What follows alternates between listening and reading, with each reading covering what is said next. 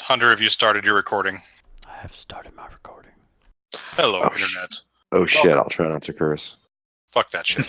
Hello, Fuck Internet. Welcome to my dungeon. So yes, thank you everyone for joining us. Thank you guys for joining me for Tomb of Annihilation. I think we'll be having some fun with this. A reminder to you all that this is a very highly deadly campaign. There is no resurrection magic, so if you want your characters to survive, be careful. Run away like a bitch. If you want to live, don't die. Got it. Very important. Important note. We start on a cold winter morning in the city of Baldur's Gate. Baldur's Gate is the furthest south city of the Sword Coast. They are so there's not a ton of snow. It's more like a freezing rain that's been falling for the last week. Everything's gray and muddy and unpleasant. You find yourselves in a warm, comfortable study, however, having responded to a letter that you received. The letter stated that you may have, the letter states, you may have heard a rumor of a wasting disease affecting those who were lucky or blessed enough to have previously escaped death. These rumors are true. I offer the opportunity to find the source of this blight. With this comes the opportunity to find great wealth and great renown for services rendered. If these things interest you, as I suspect they do, please come to my salon tomorrow at noon.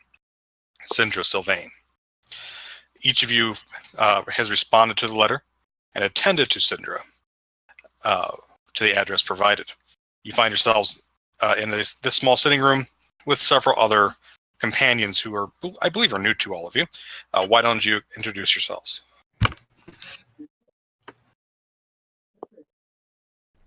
Rain, you get to go first because you're first on my screen. I was going to ask what order. I'm Rain. I'm playing Tabaxi. I don't know if you want an in-character or out-of-character introduction, but well, we all know who each other are out of character. Who is your in-character? I meant like an out-of-character description, sir. Oh yes, I describe what your companions are looking. You have a name, what you're looking at.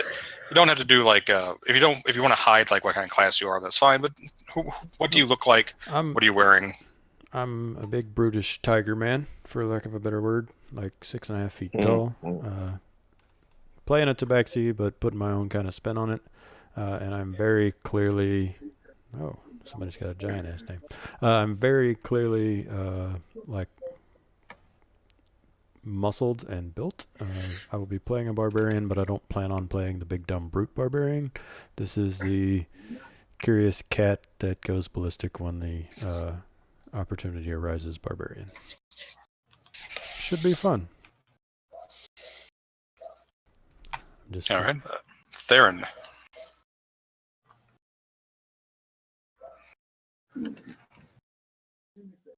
All right. My character is Theron Whisperwood. He's a wood elf druid. Better than just giving a description of the character, I'm just going to link what I have for his description here. He looks like a typical wood elf. Not necessarily tall, not necessarily short, around 5'10", with bronze skin and black, greenish hair. He is from Evermeet, and he ended up over here in Baldur's Gate through a mishap with Evermeet is half in the Feywild and half in the Prime Material Plane. He went to study in a grove for a while, woke up in a completely different area of the world, and he's looking for a way to get back to Evermeet. But class-wise, he's a druid. All right. Karen. Right. So Karen is a half elf, dark hair, pale skin, kind of slate gray eyes. She's got a shield and splint mail, but she wears it kind of awkwardly over, a short dress. And she has a mace, but she doesn't seem to use it particularly effectively. She's constantly reading a large black book, just always has her nose in the book. And yeah, just doesn't speak a whole lot to most people. And when she does, she, well, you'll see for yourselves soon. Oh, no. All right. And finally, we have Madrid Craven. All right, Mandrid is rather tall. I assume at this point he's taken off his helm. He's wearing chainmail, full chainmail armor, sporting a shield and a long sword. Once he takes off his helmet, he is surprisingly good looking. If you've he appears to be human, but if you've ever come across anyone from the Azamar race, if any of the other characters have come across them, you might suspect him to be one, but it might not be something that he'd be willing to share at first. He on his armor, he has, from afar, it looks like just little trinkets attached to his armor. However, if just depending on how close you get, pinned to his armor and linked to his armor are little pieces of other armor, whether they be leather or small pieces of metal, pieces of hilts of weapons, and odd trinkets. Some of them are stained with blood. If any of you, any of those that might be familiar or more familiar with combat might guess that they might be trophies he may have taken from other from anyone that may have fallen to him in battle. Around his neck, he has two separate symbols. One is most obviously a symbol of a god. Depending on a religion check or how familiar you are, you might guess him to be a paladin. The other looks to be you probably couldn't tell the type of material, but it appears to be a symbol of a black heart. He is about average height, maybe standing, I don't know what average height was or is in this land, standing about 5'10", maybe 6 foot. And he's got short, somewhat curly, blondish brown hair, hazel eyes, that nature. Pretty serious face. He's not shifty-eyed, but he seems to be aware of everything that's going on in the room, and possibly more aware of females in the room than he is of males as well.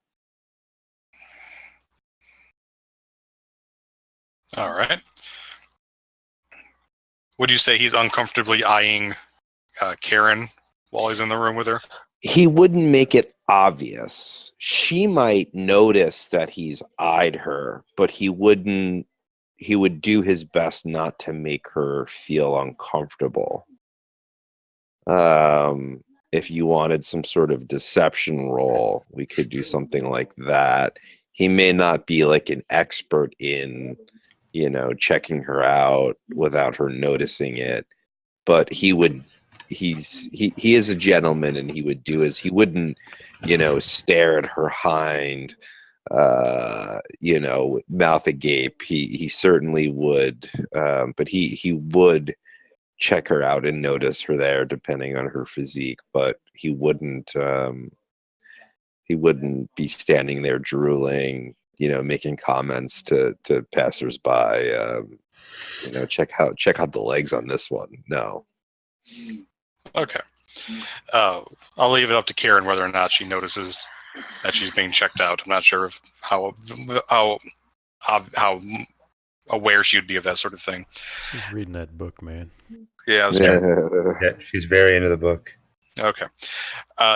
So you guys are sitting there for a few minutes. A servant comes by and gives you all a warm cup of tea. Fire keeps the room warm against the chill from outside.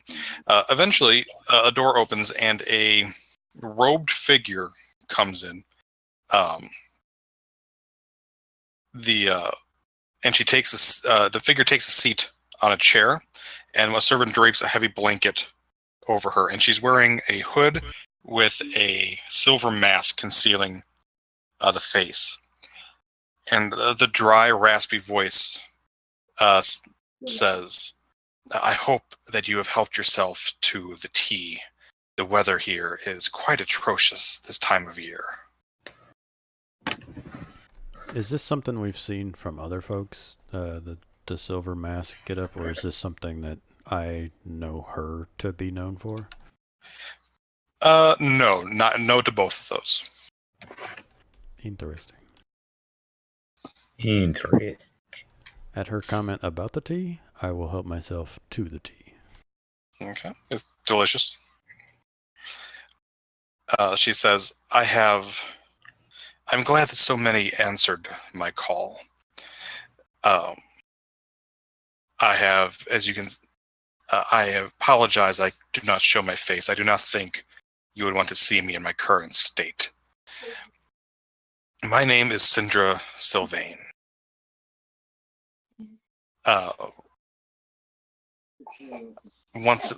Many years ago, I was an adventurer across this land.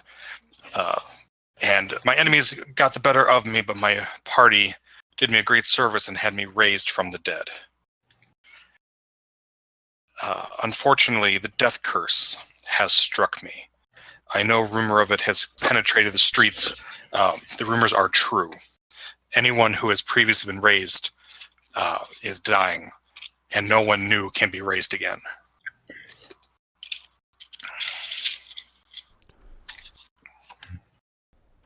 Rain will kind of peek an eyebrow and ask, "What happens when somebody is tried to be raised?" Their souls are not free to return. I have contact still with a group called the Harpers, and the Harpers have used scrying magic to determine that there is a necromantic artifact that they are calling the Soul Monger.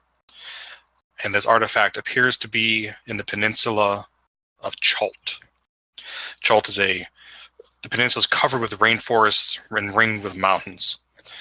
Savage beasts, tribes of goblins, and now the remains of an army of undead prowl the jungles and ruins. So this Soul Monger affects those who have been brought back to life, but not those who are undead? The undead have no souls. And perhaps it does. It would not surprise me to learn that a creature such as a lich may be affected by it. I do not know any liches myself. But the common undead skeletons and zombies, their bodies are animate, but they are soulless. So it attacks the life force directly. That is as it seems. I have noticed something sort of out of whack with the land in this area. What I don't understand is how it can affect someone who has, it has their soul intact already. If your soul is intact, as long as you are alive, you are not affected. Once you die, it appears to harvest your soul. To what end, we do not know. It's very strange. Indeed. So will simple destruction of the artifact fix it, or do we need to do something with the artifact to return those who have been resurrected to life?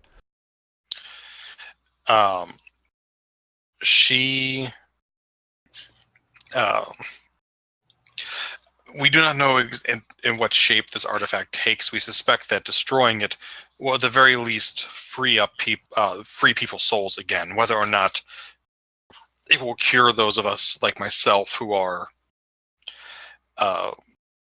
dying again is unknown, but it is our only chance.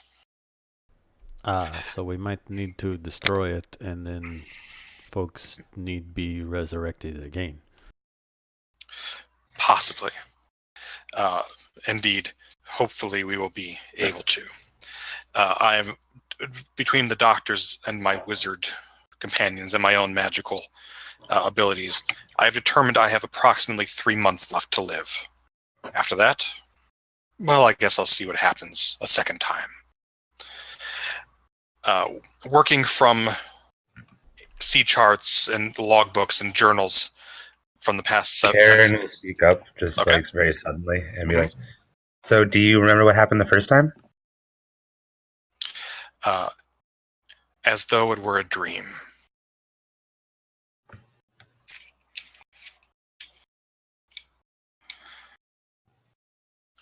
Karen will just nod and then like go back to looking into the book. All right.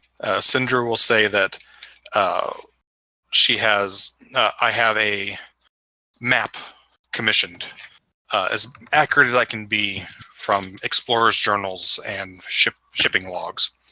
Unfortunately, much of the interior of the peninsula is unmapped, so there's large areas uncharted. When you are ready, if you are up to the task and take on this mission, I will provide you this map, the only copy of it that remains in existence as far as I know. And in reward for destroying this object, I will provide you upon your return with a magic item of your choice. In-game, rare or less. But Manjid will lightly slam his fist down and say, "I've heard more than enough that I need, and I will certainly accept whatever you are willing to part with, but certainly destroying this evil item and any evil that stands in our way is more than reward enough." I do have one more question for you. of As you course. can see, well, I've lived a few years longer than the younger lived races beside me, but we are all still sort of new to this adventuring thing by the looks of the rest of my party. Why come to us? Why not send someone more experienced to do something like this? She laughs kind of dryly and kind of turns into a cough. I already have. It has been several weeks and they have not returned. So I am sending as many folks as I can out. The one thing I have left to me is my wealth. So I hope to use it. I hope someone has the skills or the luck or the fate to rid the world of this curse. Well, I think that at least I will be able to succeed where these others have failed. It was just curious that one such as yourself would send relatively new adventurers out in that direction. Besides the map, do you have any other way of helping us succeed in our goal? Any sort of contacts or others on the other side of the island? Yes, she says, I do indeed. Actually, I'm going to escort you myself. I'm a wizard of some skill, and I will teleport us straight to Port Nyanzaru, the largest and last city remaining on the continent. There I can arrange a meeting for you if you wish with my friend, Prince... How the fuck is his name? Prince Wakanga Otamu, one of the rulers of the city. He would hopefully be able to help you get your expedition underway. Wait, so it's the largest of one? That's impressive. Yes. There used to be many other cities, I understand, in the jungle. However, about a century or so ago, they were lost to the undead forces that now haunt their jungle.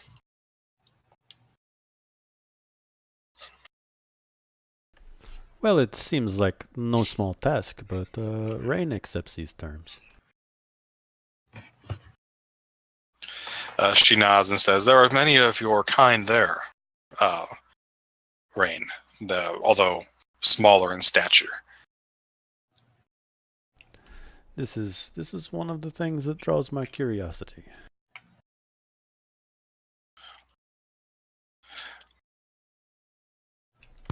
I think I'll accept your invitation as well. If the jungles of Chult are as, well, as they're as unexplored as you say, I might be able to find something that I've been looking for. She nods her head in acknowledgement and thanks. And she'll look over at Karen and how about you, my dear? Karen will suddenly look up from her book and be like, "Oh, yeah, I'll go." Wonderful. And then she will stand up and she will finish your tea and then please follow me. And one of her servants will kind of give her an arm to lean on, and they will walk off down the hall.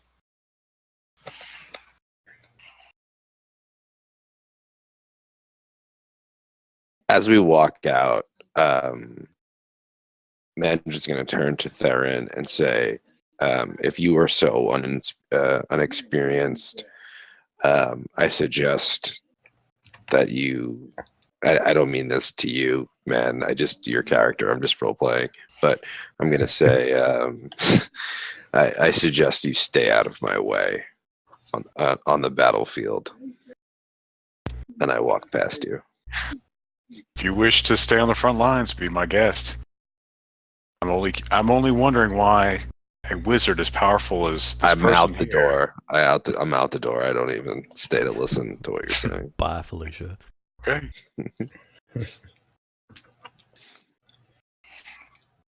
All right.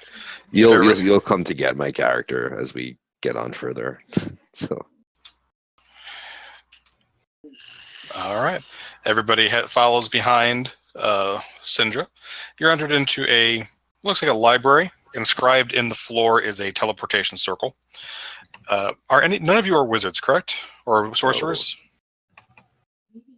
Negative. Nope. Okay. Then none of you can memorize the circle because you're not magical that way. And she will stand in the middle and gesture everyone to join her. I have a spell book. Can I just write it down? I don't think warlocks get teleport. Or teleportation circle. So she will take a moment to gather her strength, and she will cast a spell. And all of a sudden, you guys go from this drafty, it's warm and well apportioned, but still kind of drafty library in Baldur's Gate to the docks in a bright, sunny, hot, and very humid port city. Cries of merchants going off. There's ships in the bay behind you. Some of it in common, some of it in a language that none of you speak. And you'll hear Syndra kind of breathe and go, the heat. Turns out that when you're dying, the cold sucks. Some of us have fur for that. I wish that if I had your fur, my friend, perhaps I would not feel the need to come here for my final days. She'll turn towards you all and say, "Welcome to Point Nine Zaru. Welcome to Chult." As you look around, the city is full of color.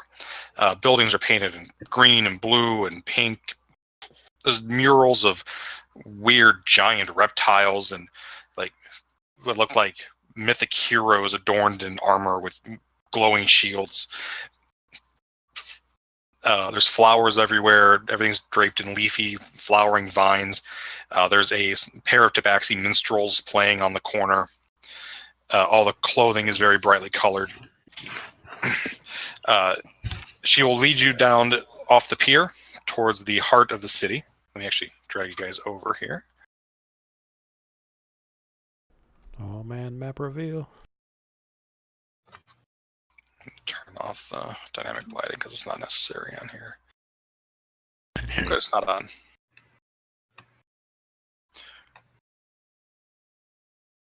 So you are here in Port 9 Zaru.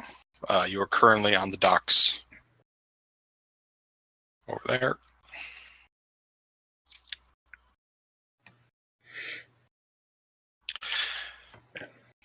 As she escorts you down off the dock, you will see one of the large lizard-like creatures walking through the streets, being guided by a drover, pulling a massive cart behind it. It looks to be 20 feet long and 15 feet high at the shoulder. Just a massive thing with a big bulbous tail. It looks to be made out of bone. Can I do some sort of check to see if I can recognize something about it? You can give me a nature check. You are aware that these legendary creatures, legendary in the Sword Coast, in the game they're called honkers. I'm just going to call them. They're dinosaurs. This one is an ankylosaurus. And the emblems you see all around look like there are many different types of these creatures. And Syndra will see you kind of gawking at it and be like, yes, these creatures are native to this land. They were occasionally attempted to bring into Baldur's Gate. Baldur's Gate used to rule this land as a colony for quite a while, but they don't fare very well in our colder climate. I studied these several years ago, but I always expect them to be, just stories. Oh, not stories. There's many things in this land that people in the Sword Coast think are stories that are very, very true. For example, and she'll point out to the bay. Why don't you guys all give me perception checks?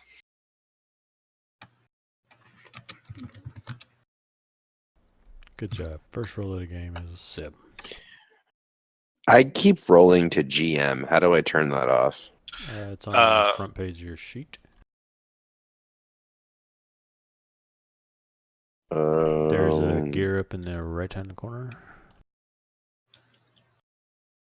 If you go to your character sheet, top underneath where your alignment and your class and all that, you see core, bio, spells, and gear. Mm-hmm. Press the gear. Yep, and then it's on the right-hand column. It says Whisper rolls to GM.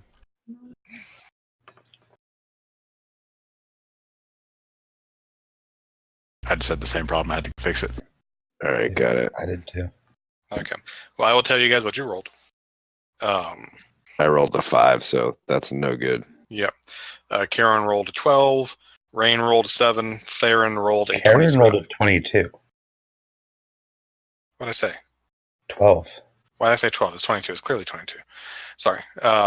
7 for Rain, 23 for Theron, 5 for Mandred, 22 for Karen. I hate those as Theron and a Karen. I don't have to kill one of you. I'll probably just kill both of you. No, not Karen. So, Fucking Karen. So Mandred and Rain, you see there's plenty of ships going back and forth. You're not sure what she's pointing at. Karen and Theron, you both see one of the ships sailing out of the harbor. It looks like they're throwing a chest over the side of the boat. And what looks like a island next to, like, kind of off the side of the ship that's sailing past, all of a sudden kind of comes up out of the water, and a massive beak just pierces the water for a moment and grabs the chest, and then the whole island disappears. And she says that is, for example, that is the guardian of Port 9 Zaru. It is a dragon turtle of great ancient power. You're gonna start hearing their curse of you, or curse of it, and Sylvan. Yes, it has that effect. However, as long as you pay its tolls, it is more than happy to let you pass. And it will guard the harbor against all invaders. It's how Port 9 Zaru stayed independent for so long. And what would that toll be? Usually negotiated with the dragon in advance. It's costly, but no more so than taxes than a harbor normally would be. It's eminently reasonable as long as you give it some loot. Much like adventurers in that way. And she kind of chuckles to herself as she continues walking down the dock. What is it in Jolt that brought brought the people here? What resources are there? It seems like such a dangerous place. Could you not get trees or minerals somewhere back on the coast? She says, indeed. There are plenty. There are mines in the mountains. The dwarves, native to here, strange folk, pale-skinned and unbearded, very strange for dwarves, had mines before they were forced to be abandoned.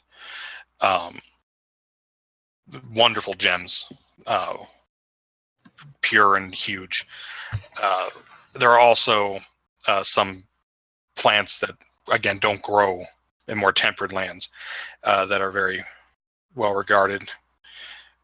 And again, the people lived here for centuries unencumbered before the war that decimated the population.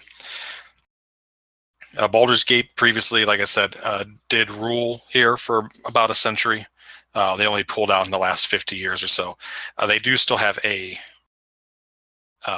holdout on a nearby peninsula called Fort Balurian, where the Flaming Fist keeps an eye on things. But they don't tend to bother Port Nine Zaru, so the merchant princes don't care. I see. Aaron's just staring off in the distance, looking for the head dragon turtle. Okay. Give me a perception check if you like. You see it broach the open ocean, maybe about a quarter mile offshore for a moment.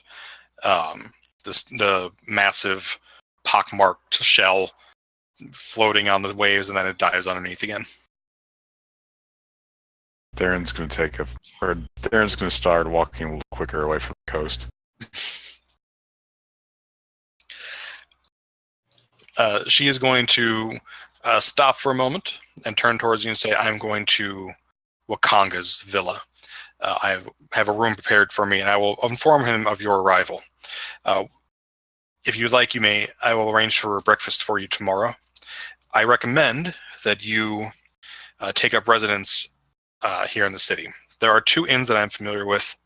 One called the Thundering Lizard. One is called Kaya's House of Repose. The Lizard is well regarded, but is a little more raucous. A rougher sort tends to stay there. Kaya's House of Repose is a little more subdued, a little more restful. I'll leave it to you to where you wish to stay. And I will see you in the morning. Unless you have any more questions for me. No questions at this time.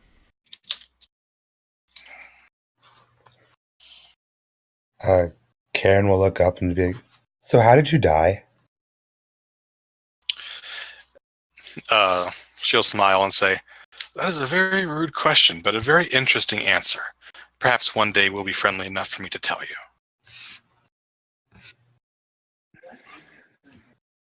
Oh my God, Karen, you can't just ask people why they die. Upon Theron's going to look over there at Karen, give her an odd look, and then just go back to looking out at the ocean. All right.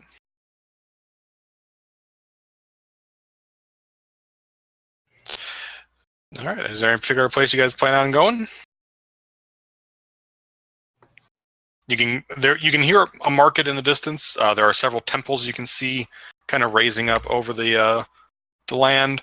It's mid-afternoon, we'll say. So you got a few hours of daylight. If you wish to take advantage of it, you can just go to the inns if you like. We can fast forward till tomorrow morning and you can go to your meeting. Anything evil I could kill? There's that dragon turtle over there. No. You do see guards throughout the city. You're sure there's evil going on somewhere in the city. It is a large, well-populated city, but it's nothing like being advertised. No, like evil, like vampires. Like, No. Do you want to use a charge of your detect? I would like to use divine sense, please. Okay. You don't detect anything. There, man. I'm going to move 60 feet north and use it again. Okay. Yep. You turn it on. Here in the heart of the city, you don't detect anything. You do see some massive walls with gates heading out. Based on what you've been told, you suspect if you leave the city, you will in fact find some sort of undead. I look back to my group and suspect that they're not going to follow me outside the gate. So I head back towards my group and ask what they would like to do. Karen's just going to kind of wander off, and she's going to spend some time in the bazaar, just kind of like awkwardly listening to people for like rumors. Okay. You can absolutely do that.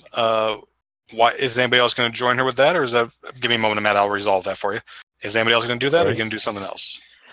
Rain is going to watch Karen walk off, and he's going to turn to Theron and go, Rain reckons it is quite dangerous to keep nose in book when streets are full of dinosaurs. I'm going to have to agree. Especially in a place that we've never been to and never explored before. One might walk off a pier and end up dragon turtle lunch. It is a possibility. The direction that she's heading, are there merchants yelling out things? Yeah, the central market here is big enough and loud enough that even she is not going to get completely lost trying to find it. I'll head in that direction if there are merchants selling wares there as well. Okay, yeah, absolutely. Wrong button. That's the merchant ward up in here. As you walk into the buildings and into the merchants area, there are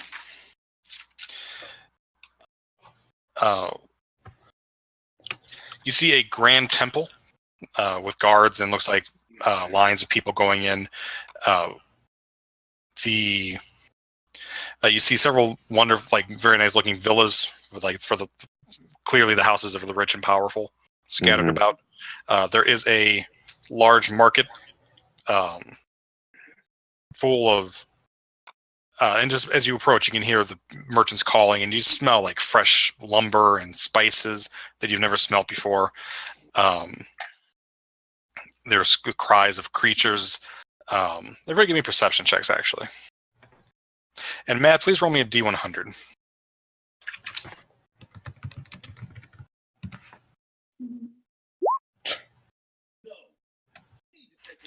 Wow. Jesus, really? All right. Everybody's got a pretty good perception there, except for Mandrid. And Rain, I gave you a journal, and I gave you guys a treasure handout as well. Thank you.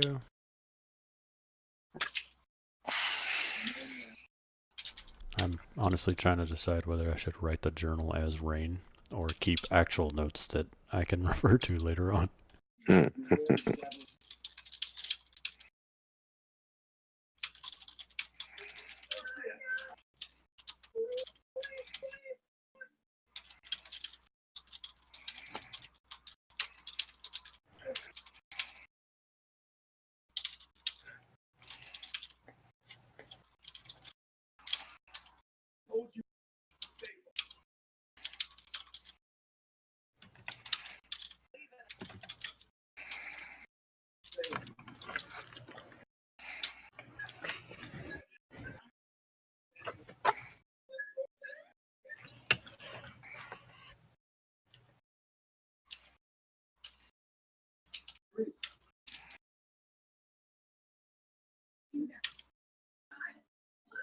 Why isn't this whispering for me? Did you try doing it right? Thank you, Hunter. It's very helpful. Do you guys hear my TV? You can also send me a Discord message. There we go. Okay. Do you guys hear my TV? Faintly in the background is not a problem. All right. Yeah. I'll turn it down. My wife's sleeping anyway. She's here, but my baby and wife are both passed out, so there's no need for it to be so loud. Word. All right, so you guys see he's got lots of guards around. So, however, you all rolled well enough that you can see there's like packs of street urchins running around picking people's pockets. Occasionally, see a guard chase after one, but you're aware enough that you know there's no problems with that for you. You're able to kick away any kids that come to bother you. Theron, you see a sign up proclaiming that tomorrow is the monthly dinosaur race through the market. And there are people taking bets for that all over the place. Actually, I'm sorry, it's in 2 days. The rest of you see just there's fruit for sale that smells delicious. You see monkeys. Rain, one of the monkeys you see all of a sudden like jumps from like a table up to the top of the tent and has like wings that flies it up there. You can see dinosaurs for sale for quite a lot of money, for like pack animals. Are there monkeys for sale? There are monkeys for sale. How much are the monkeys? Oh boy, here we go. Regular monkeys or flying monkeys? Both.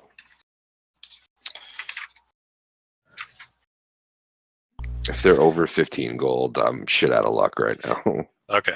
A flying monkey is 100 gold. I'll say it is going to be more than 15. I'll say it's 20 gold for a monkey. I don't know these guys well enough to ask to borrow 5 gold, so no. How big is the monkey? It's Good size good monkey. size. It's a good sized monkey. It's think like a howler monkey. Let me Or see. actually, let's think like the monkey in Indiana Jones. In like Outbreak, I want the monkey from Outbreak. Is that Sure. weird? That's fine. You can have an outbreak monkey. I'll allow it. Well, I'm not going to say it to anybody, but that's going to be my first priority once we get any sort of money is to get a monkey. Ask now, or are you gonna wait? No, I wouldn't ask you guys for money. I don't know you. I probably wouldn't, even if we became friends, I wouldn't ask you for money. Okay. Because Rain would totally give up 5 gold, but he wouldn't do so unprompted. Yeah. So. But it's totally worth 5 gold for the experience if you decide Of to having risk. a monkey chill with us all the time. Yeah. Plus, Not gonna lie, I thought about picking the awakened shrub pot as my minor magical item, so we could have a sentient shrub walk around with us. I still don't know which I'm going to pick yet. As we're walking along, I'm gonna stop and point this out. Hey guys, it seems there's going to be a race in a couple days. Maybe we could point bet at on the race. Not sure about the betting thing, but I would like to see this race. Never seen any animals like these. I'd like to get a closer look. I'll step forward and say, very sternly, I too have never seen such a thing. It seems silly, but I think I would also enjoy seeing such beasts race. they don't particularly seem built for speed, but I feel like no matter where we are, it will be hard to miss. Yeah, how big are they? I mean, like, how big are these things? There are various ones of different sizes. You see a couple of, you see several of the ones that you see Triceratops. You see, as beasts of burden, there are Triceratops and there are Ankylosaurus and there are Hadrosaurus. The Hadrosaurus are also occasionally used as mounts to like get around the city. You don't see any predatory ones. You don't see any, but you do see like there's clearly one on like the racing banners that has big pointy teeth that you don't see on the streets normally. All right, so I see a sign for this, but do I see the actual place where they're going to be racing them, or is it just a sign? It looks like it's like a street race, kind of like the races through the streets in Europe for like F1. So it looks like they just kind of race around the city, and you see barkers all over the place taking bets for anybody Okay, who wants to this is something I really want to go see.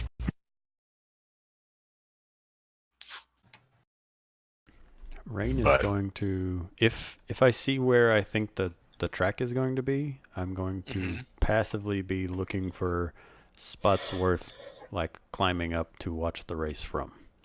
Okay. Give me a. Let's call that investigation. Oh, sure, the one I don't have a macro for. You said it was going to be in 2 days, right? Yes. Yes, the cat, it finds a perch. Oh yes, you found there's definitely a perching. There's like a villa where you can like look right down on top and see like the whole course. I am noting this. Karen will look on relatively disinterestedly. All right.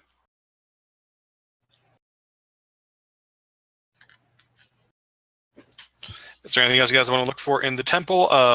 As you're wandering around, as you approach this kind of bridge, there are a bevy of beautiful people. They have like towels over their arms, and they're greeting people and helping them, escorting them up onto the causeway, and people are coming down and shaking their hands and putting little coins in their hand. Any of you that take a moment to look at it will see there is a sign declaring it as a Temple of Savras. Oh, sorry, not Savras. Temple of Soon. Ah, That one. Yes, the paladin would know that Soon is the goddess of beauty. So, and all the people that are, all of her attendants here are quite attractive, male and female, that are helping people in. I'll relay that information to the group, to whoever's around, and I'll start checking out the beautiful women. Okay. Give me a perception check and give me a charisma check as well, please. What was the first one? Perception to see how good looking they are, and then why don't everybody, if you're going to pass by here, give me a charisma check.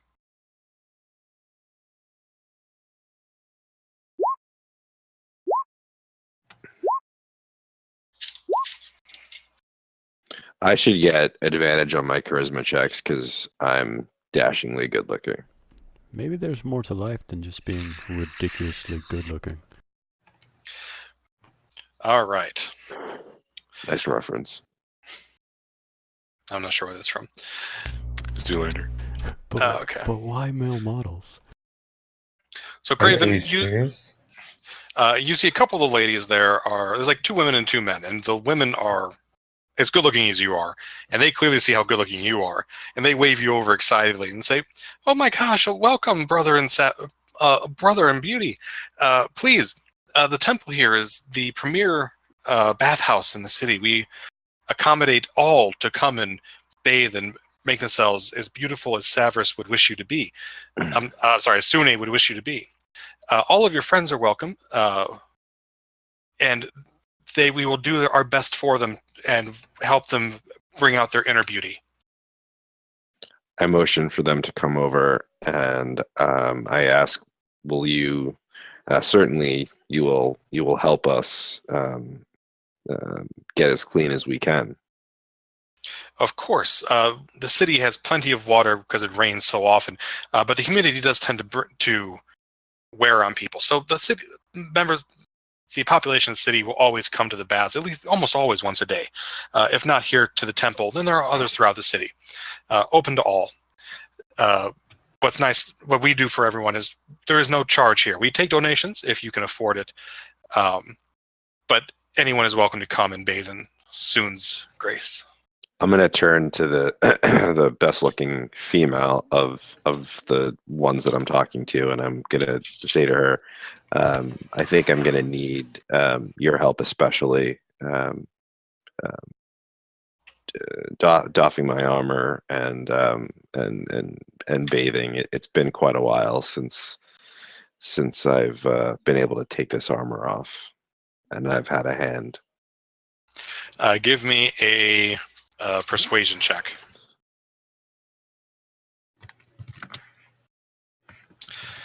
They'll kind of look at each other and giggle, and she'll nod and take your arm and go up into the temple with you. Yes.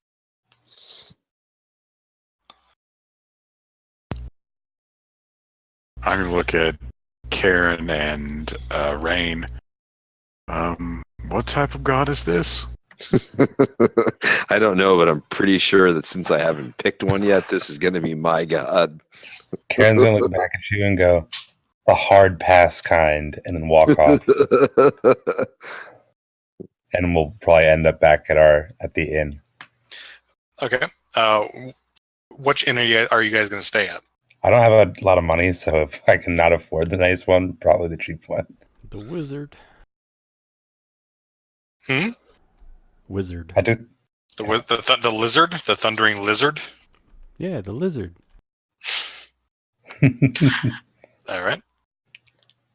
You are able to... I took the hermit background, so not a lot of cash flow. Okay. Alright, so Theron is convinced that is a brothel. And I'm gonna go with Karen. All right. Oh, sure. Rain? Leave Rain with the weird, crazy bath people. I'll have to go. Split the You're party. probably scared of water, right? First of all, that is racist. Secondly, tigers quite like water. Tiger, that's right. Rain will accompany weird paladin man who needs help taking a bath into the bathhouse. You might want to get your own bath, bud. Okay. Oh, yeah. Or it's going to get really awkward in there. Okay, I do want to clarify that this is not a brothel, and this is not the goddess of prostitutes. So while she will gladly help bathe you, and you can get her number, she is not going to sleep with you in the temple of her god. Not her number, her address. I want to be very clear here that you're very charming, and she will be charmed by you, but she is not. You're not literally charming her pants off. However, when you guys come out, and Rain, like, you come in, they're clearly familiar with Tabaxi, so like they have brushes and they're giving you a good brushing and they're taking the burrs off your feet and wonderful care. It's very nice. The humidity is doing terrible things to Rain's fur. Oh, we know. It's so harsh, and you have so much thicker fur than our local Tabaxi. They're wonderful folk, but we do wish they would come here more often, and we'd love to help them as much as possible. Maybe you can spread the word a bit. And they say that's like combing out your ear and like picking him, not very fine tooth comb, just working over your fur, making sure all your stripes are in order.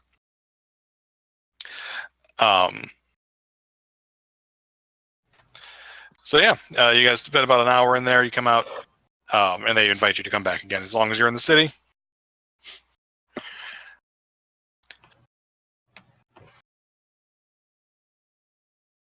And I assume that your companions would have told you where they were going exactly. So you can meet up with them there at the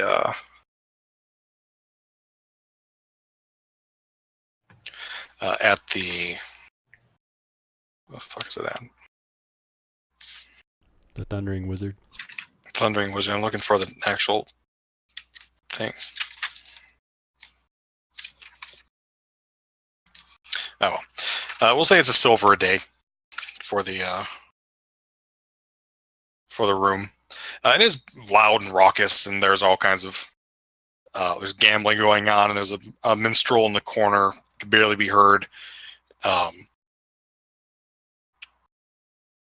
And you see folks sitting around. You see some dwarves sitting around. Again, the dwarves are very interesting. They're beardless, and some of them are hairless, and they have like their skin is just pale. It's like white with red eyes. I'm not detailing what the fuck Mandrid's trying to do in that place. I was teasing him, not you.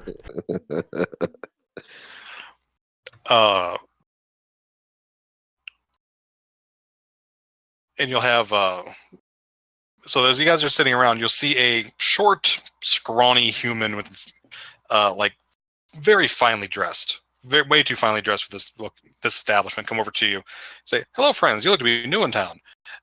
You adventurers coming to explore the deep jungles of Chult?" Am I with them, or I'm still in the bathhouse? You guys are still in the bathhouse. This is for the two that didn't go to the bathhouse. So we are here. So we are both here. Yes. He says, "Wonderful, wonderful. I'm not an explorer myself. Could never do the danger. Plus I get hives. It's terrible. However, I love to collect stories. And I put them all in this little book. It's a book I'm trying to sell to the merchant lords. Some of them have taken me up on it. Some of them don't want to give me the time of day. But it's really useful. And I think it'd be beneficial to you. 50 gold, get all the information on all the dangers of Chult. It's a beautiful thing." That would be pretty useful, but fortunately I'm a little short on cash.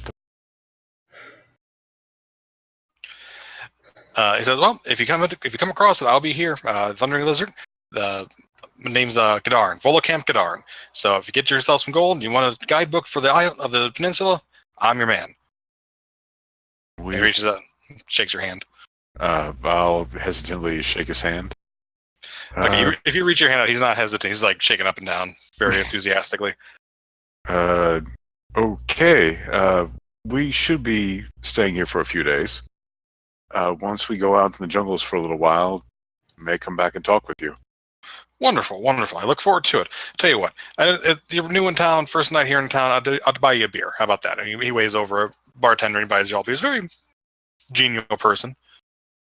Okay, as long as you let me buy you one as well. Yeah, I'll never turn down a free beer.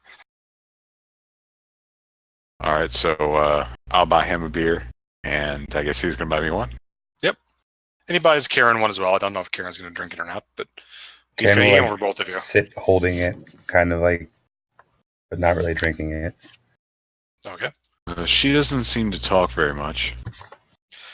Says, a woman of action. Just what I like to see. Always going out there and kicking evil's butts. Yes, a beautiful thing. And that's how I get my information, is by those brave enough to go and venture out into the world. Now, the rest of you will now come in, and you'll see your companions speaking with this very odd-looking, scrawny man.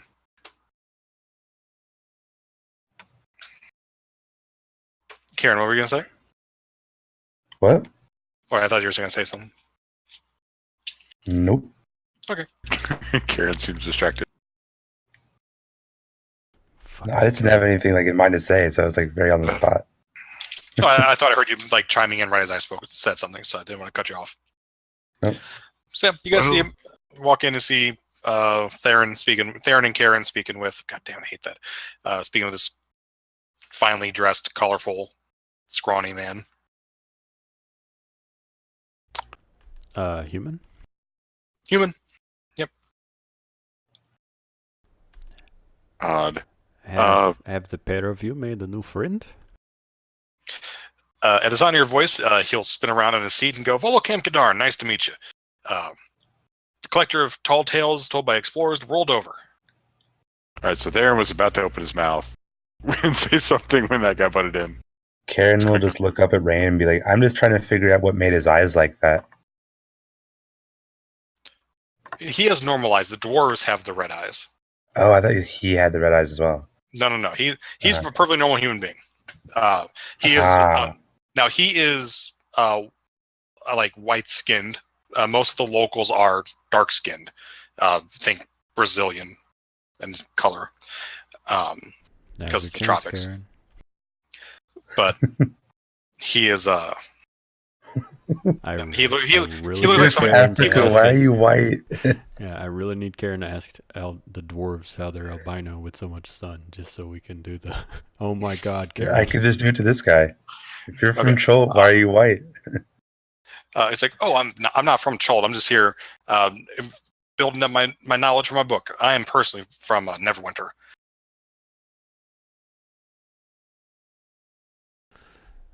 You have stories from the entire world over? World over. This particular volume is mostly based around Schult, but there are other stories in there from elsewhere as well. I have stories from all over this great land of Faerun. Where would you say is your favorite place?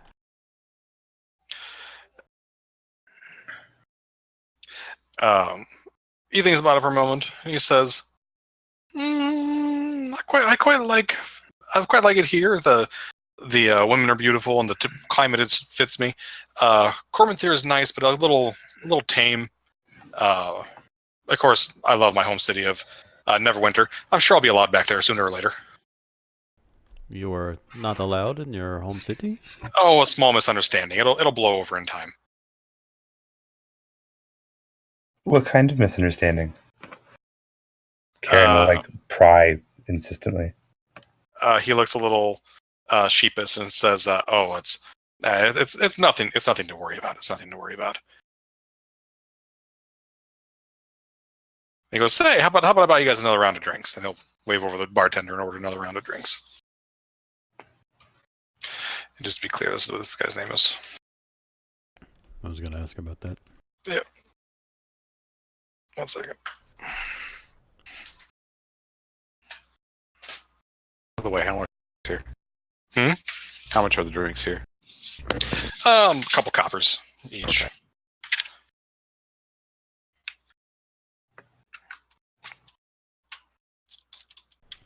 You said in this volume, have you written many books? It's like, oh yes, many books over many years. With sources from adventures from all over this great world.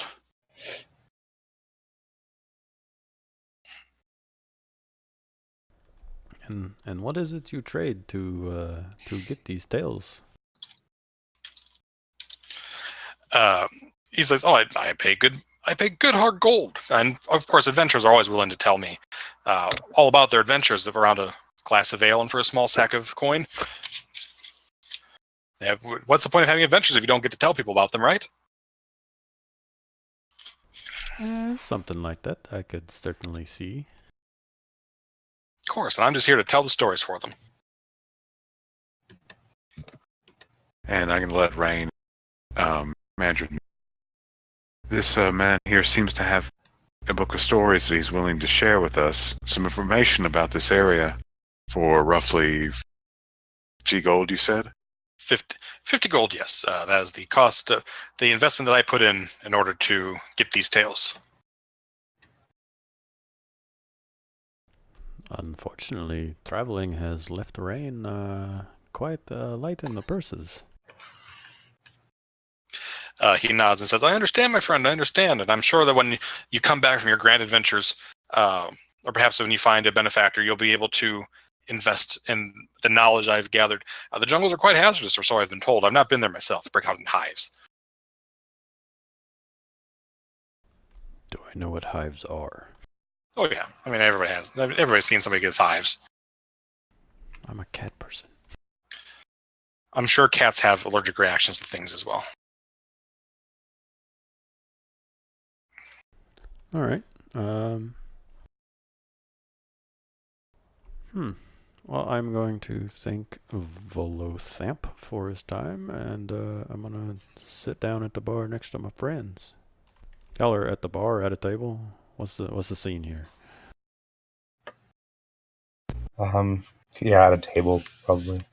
Yeah, I'd say because I entered first, so. Sure. By the way, Ken, what time of day are we looking at?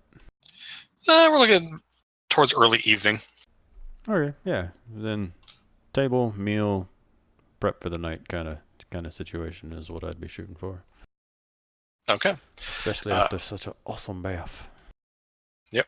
So why don't we take a quick 5-minute break, and then we'll start with tomorrow morning in the Merchant Lord's villa. Okay, sounds great.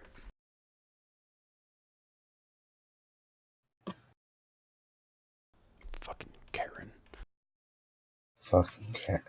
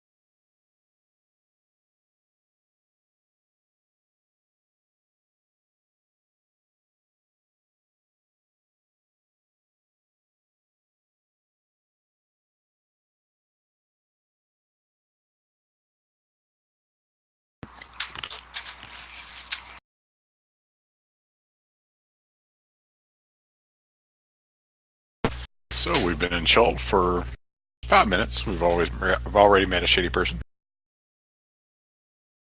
Who's a shitty person? Philothamp. Pawn off a 50 gold book to us full of stories.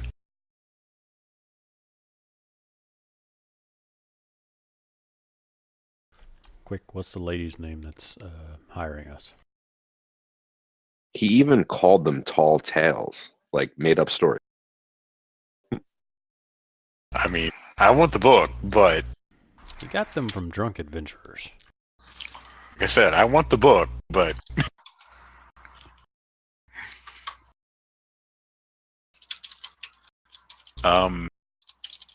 I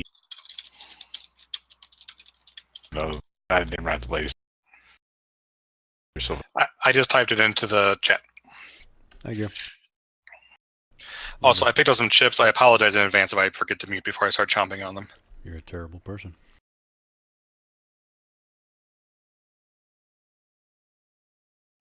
But you're my favorite. by the way, the prince's name, have it down as Wakamba Watanga. Is that right? Please tell me I'm not going crazy. That's what it sounded like.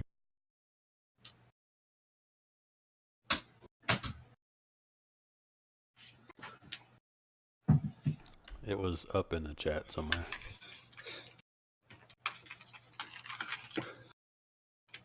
Alright, I'm back. I'm typing it out again for you.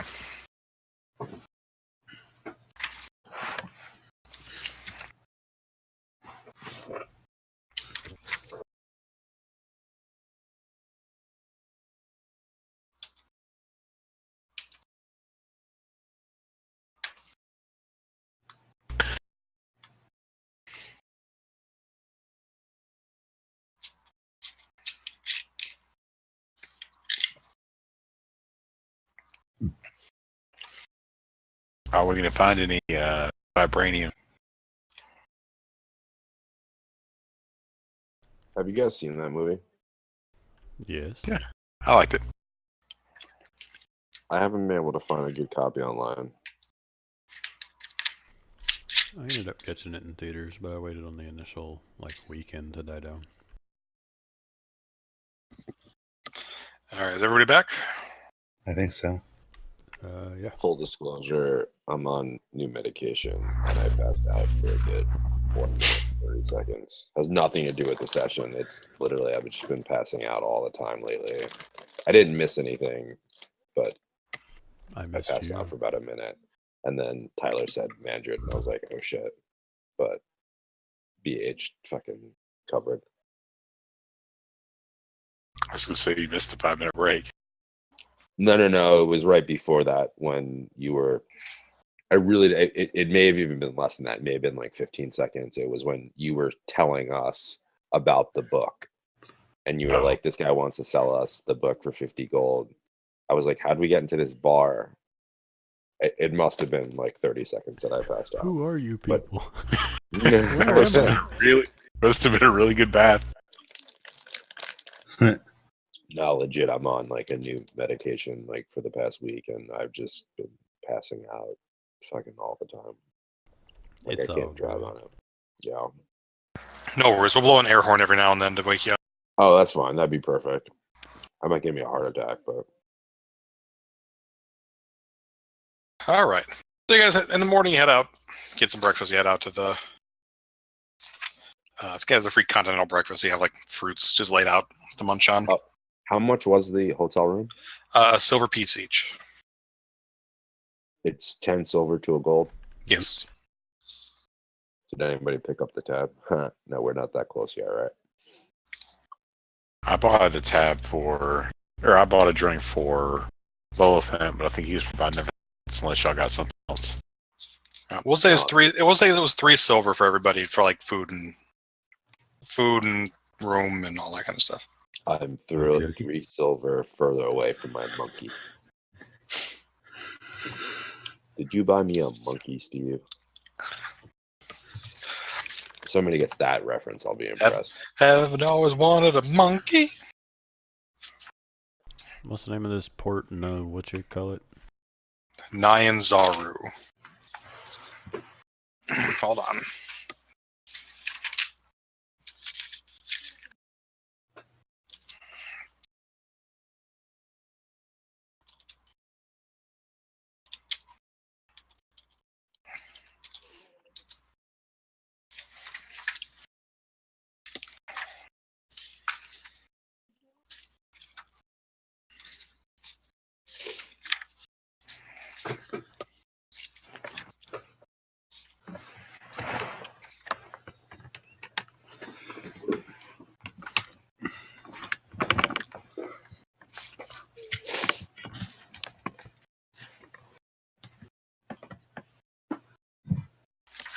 But I just want to say thanks for having me back, guys. I really do miss this. No problem, man. Glad to have you back. Likewise. And the fifth person, I'm sure they wouldn't be here if they weren't cool and didn't enjoy it. But is it a male? Is it a female? How are they? What's their personality like? It's a dude. He seems pretty cool. He's stayed in chat and hung out with me just a bit after a couple of the sessions. We've talked about some video games and some other stuff. Seems pretty all right. He played a Tabaxi monk in the end of Storm King's Thunder, but had previously joined us as a wizard. Yeah. So we played with him for a little bit, and then he had to his schedule changed, and he left, but then he came back. So he was cool enough to get invited back. And he's having computer issues right now, or internet issues. His house internet issue or something. Ah, shoot.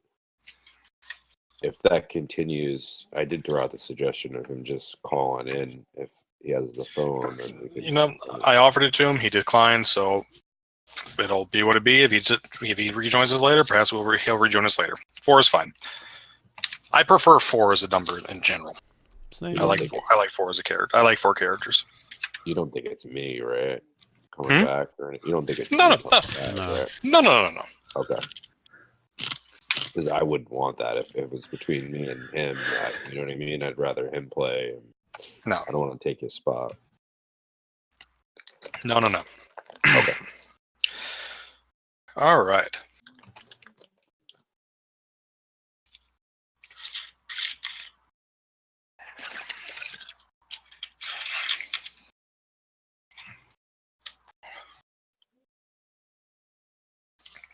So, you guys head out in the morning,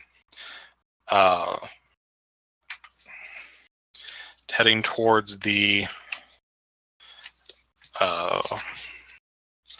home of Wakanga Otamu.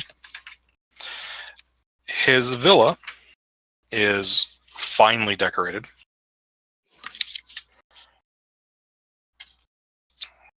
I had it, and then I lost it. Ah, there we are. There are torches lit, even here in the early morning, which is very strange. And there's music playing as you walk in. You're guided in. You were expected. You hear music playing. You don't see anyone playing music though. And they Do I think it's magic? give me an Arcana check if you like. I have a lot of zeros under my skills, man. You think it may very well be a magical effect. Continual light spells, that sort of thing. Flashy is clearly a flashy person. You're also told by the servants guiding you, like sometimes you're walking just regularly across the wall, the floor rather. Sometimes they like guide you around certain rugs. Okay. So they don't tell you what's going on, but you think that there's probably some sort of trap that he has set there. Like on the rug, so they're walking us around the trap. Right. Because you are a welcome guest. They do not want you trapped. Probably have this trick in the book. Put a rug over the pit trap. The old acid pit in the foyer. Can you guys just remind me what I know, Tyler, you're a druid, barbarian. Karen, what are you playing? Karen You're is a a cleric cleric. currently. And you're going to be running. You're going to dip into Warlock. Yeah, we will see where Karen goes. Am I giving too much info out? I'm sorry. Sorry. Nah, we're all gonna die before level 2 anyways. Yeah. There's that. All right. Sorry, Ken. I'm sorry. No worries. So you're guided. You walked up some stairs. By the way, this building, many of the buildings you see outside from the outside, have high ceilings and tall, narrow windows, which let breezes come through and keeps the air circulating. Mm. It's still very hot and muggy, but it's the breeze makes it bearable. And you're guided up into a library, in which you see a older, well-dressed, dark-skinned man sitting across from the robed figure of Syndra Sylvain. Oh. And she will turn towards you and say, "Ah, my friends, welcome. Please have a seat." And a servant will pour some chilled drinks for you. I'll walk in. I will say greetings, good morning. I'm going to slightly bow, and I'm going to address the dark-skinned man. Is his last name or his first name Wakanda? His first name is Wakanga. What is his last name again? I apologize. Is it in the chat? Otamu. Utamu. I'm going to say Sir Utamu, I presume. He says, indeed. And I believe that you are... I've already kept confusing Pat and Tyler again. Mandarin Craven. Thank you. It's like, I believe that you are Mandarin Craven. Is that correct? Yes, I am. Thank you for inviting us to your home. Of course. I will accept his invitation to sit. Okay. There are chairs set up for all of you to sit. I'm going to sit facing the door. Whatever one I can sit facing any doors, or so Okay. I have a view of any exits or entrances. There are a couple of doors that in the room. You can find a chair and have it arranged so you can get you can see a couple of them through your peripheral vision. Yeah, that's where I sit. Okay. All right. Theron's going to walk in and say, "So Tamu, thank you for inviting us into your home." And I'm going to bow deeply. He bows to you and says, "Well, welcome, Theron Whisperwood. Your presence in my city warms me. My friend Sylvain has a deep problem, and it seems to be affecting more than her. She tells me you are brave enough to chance the jungles, and I honor that commitment." Hopefully we'll be able to solve whatever this problem is. I hope that you can. Certainly before I have need of some resurrection magic. Let's hope that you would never need such a thing. He says yes. What the fuck is that? Is the god's name? Let Optau make it be so. So please have a seat. Schultz seems like quite a dangerous place. Are many people in town affected by this death curse? None who have revealed it. There's not in Port Nyanzaru. I myself am a wizard, and I deal in knowledge and potions and scrolls and lore. And so far as I know, I'm the most powerful mage in the city, and yet I do not have this ability. That's not to say that something may have happened that I am not aware of. While I am knowledgeable, I'm not omniscient. But so far as I know, no one else is affected. So just those who have been subject to resurrection magic only. What I don't really understand is why someone who's been affected by the magic would be affected by whatever this curse or ailment is. I can understand those who have already died, but not those who have died and returned. He nods and says, It is an unknown thing. The act of being raised from the dead does call upon the negative energy. it can be used for good purposes. Negative energy is not in and of itself evil, but perhaps there is a connection there that someone has been able to exploit. We simply do not know.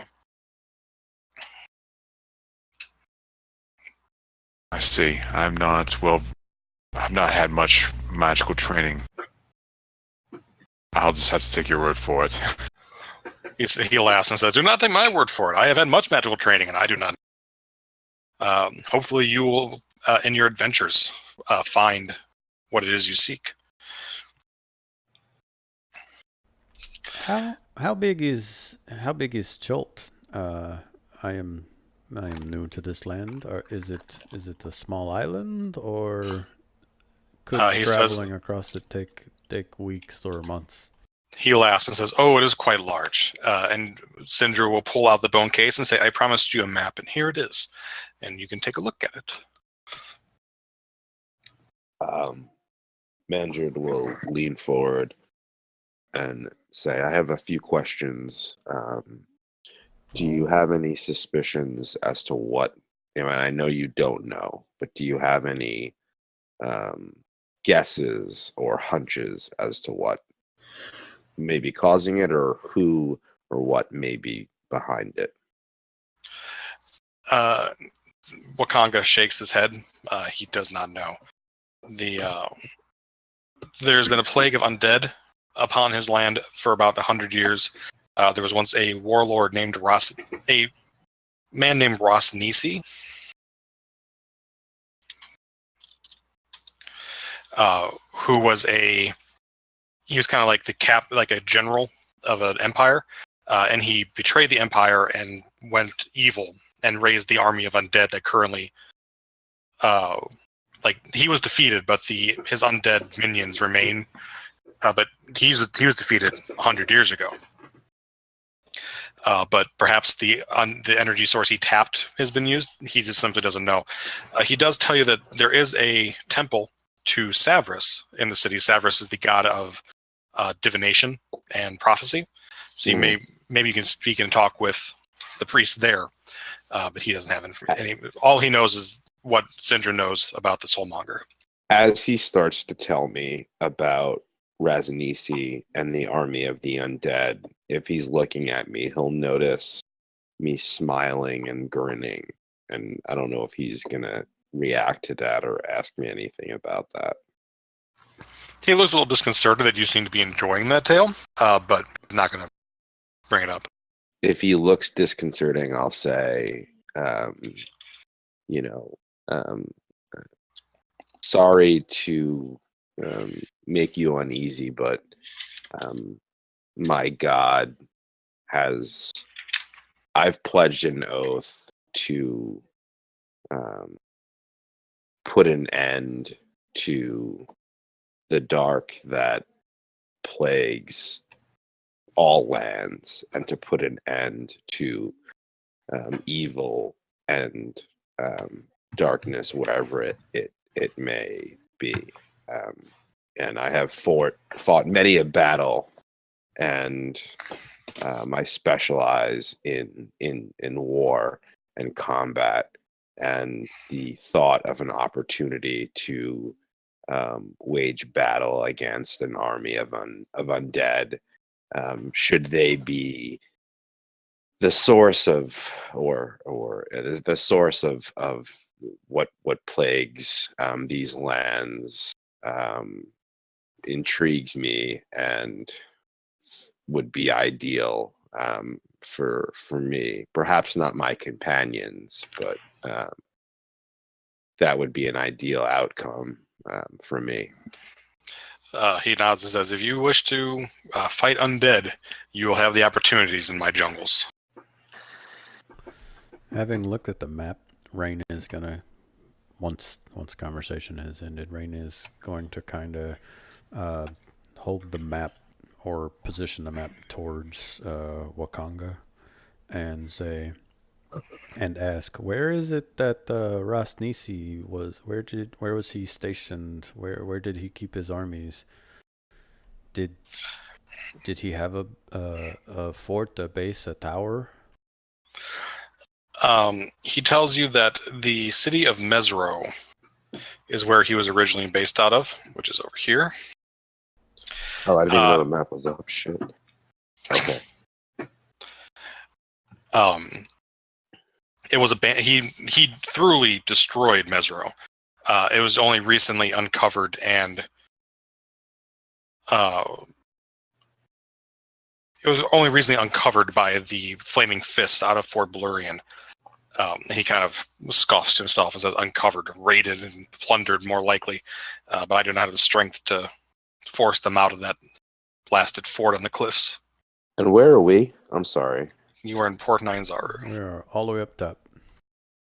Oh, okay. There's Fort Blurian. It's up top. And where is our end goal? I mean, where do we think we have to travel? You have no idea. But that's where Rosneezy was from Mesro. Okay. We don't know where soul mongering is happening. How? And that, like, the tan hexes are like incomplete map. Okay. The hexes are, you don't know what's there.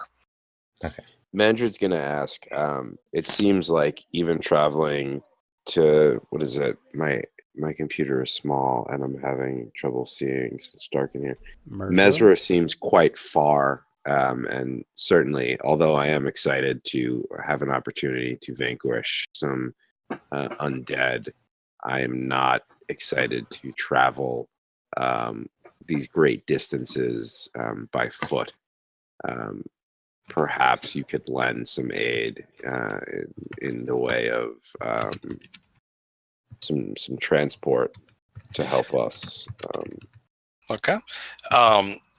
Syndra kind of puts her hand up to her chin and says, if that's where you wish to start, I believe I can accommodate that for you. And she'll pull out a sack and say, and put it down and say, there's 200 gold in there. You could probably, you should be able to hire a ship to take you, at least as far as Port Cascular, there on the sea. Oh, that'd be great. Well, I do have a few questions. Prince Otamu, Oh, not you. I'm sorry. I'm gonna mute the thing. I'm gonna just comfort my daughter. See, Miss Sylvain here has mentioned that we're not the first adventurers to come to this place. Have you heard from any of the other adventurers, any of their findings? Or is this map the result of what they found? This map is none of the adventurers that I've sent into the interior have returned. That's why I hired you. This map comes from the collections of various folk who have come and gone through the jungles, from mining sorts, from druids of the Emerald Order. The Order of the Gauntlet has camps up the river there trying to fight back the undead horde with little success. She does tell you that you're welcome to investigate Mesro. It was recently raided by the Flaming Fist, which is why they know exactly where it's at. It was lost for many years. But if you wish to start there, perhaps you'll be able to uncover something, since you were looking for something in particular that they were not. What do we know about the Flaming Fist? The Flaming Fist, you would know, is a mercenary company based out of Baldur's Gate. Baldur's Gate uses them kind of as a cross between a police force and an army. So they're kind of like the martial arm of Baldur's Gate. Copy. You said the Emerald Order has a presence here. Is that correct? Yeah, it's not a organized presence, but there are plenty of druids that pass through, try to relieve the dangers of the jungle. Maybe we could come in contact with some of them during our travels. The only other thing I have to ask is the other adventurers that came through here that you've sent out.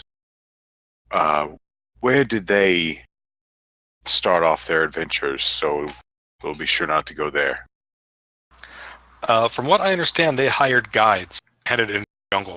There are plenty of guides that will take people into the interior first. Wakonga will start up Pardon me, some water. 1 second.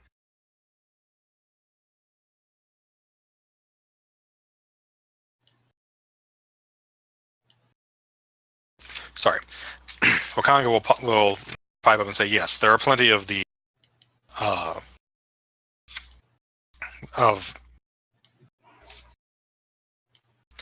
people of layabouts and adventurers that will take you into the jungle. Some of them are trustworthy, some of them are not so trustworthy. One of my fellow merchant princes is in charge of that sort of thing. But if you go to the inns and make your needs known, there will be folks that will come out of the woodwork to help you. Are there guides that can be found here? Sorry, I muted myself on accident.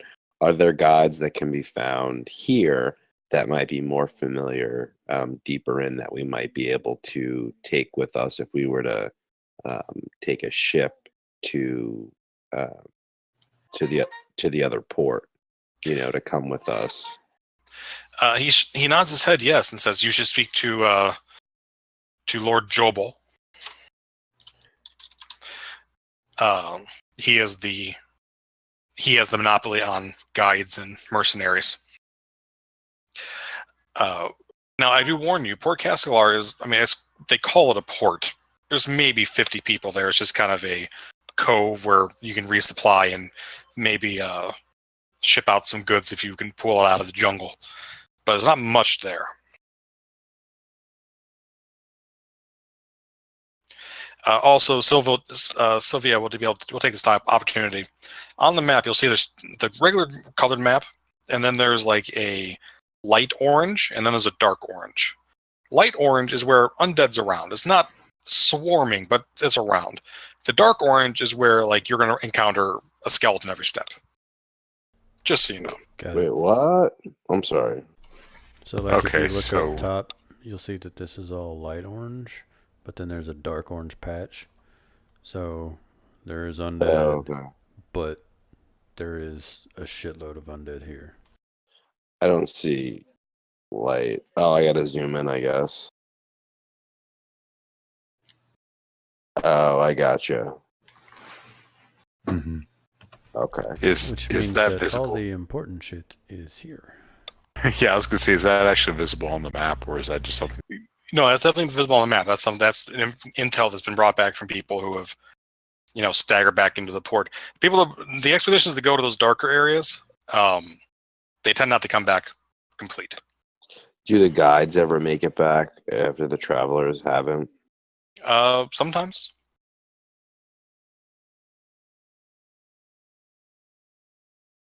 If the travelers are extra foolish and don't listen to their guides.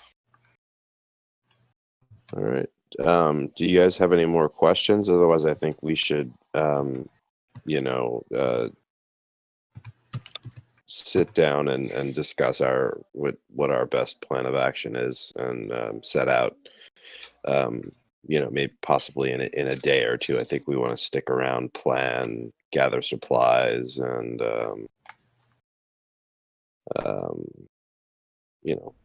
watch dinosaurs race through the streets. Yeah, yes? definitely. We definitely want to catch the dinosaur race before we head out, if that's all right with you. Who you asking that to? To Wakanga? Yeah, Wakanga. And does he have any inside any tips on who we should bet on? He will tell you that in the main event race. Where'd he go?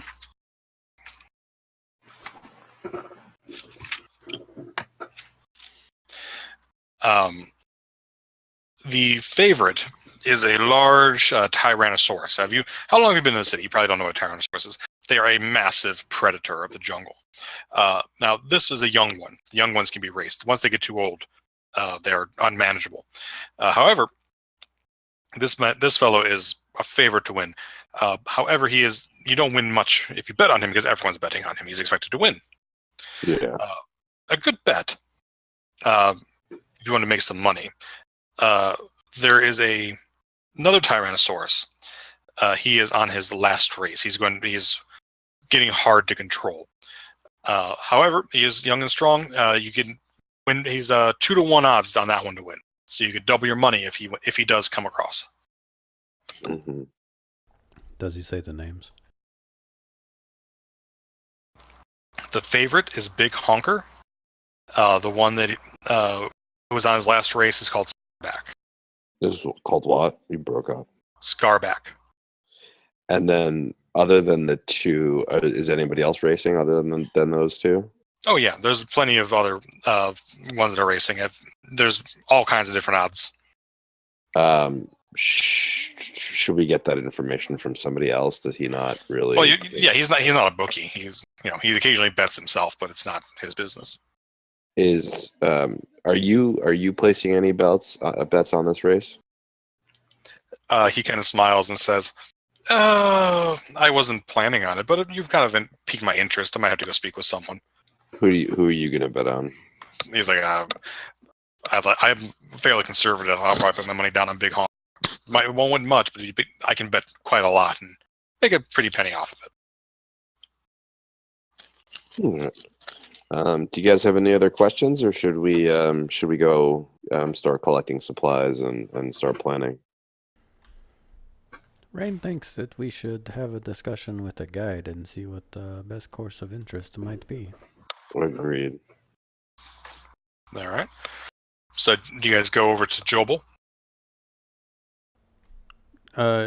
What do we know about Jobel? He's the leader, basically. Basically set up like the city's set up like an oligarchy. There's several merchant princes. Oh, okay, gotcha. And they each have like a monopoly on their own bit of business. Wakanga deals in magic and lore. He sells potions and scrolls and that sort of thing. Jobel sells is like the mercenaries and guides go through him. It's in Jobel's place. Okay. So you go there. You have to stand in line for a couple hours. You had an appointment with Wakanga. You don't have an appointment with this guy. But eventually, if you don't do anything different, you will get entrance, and he will happily introduce you to some guides. Give me a moment. You got a guide page? I have a guide page.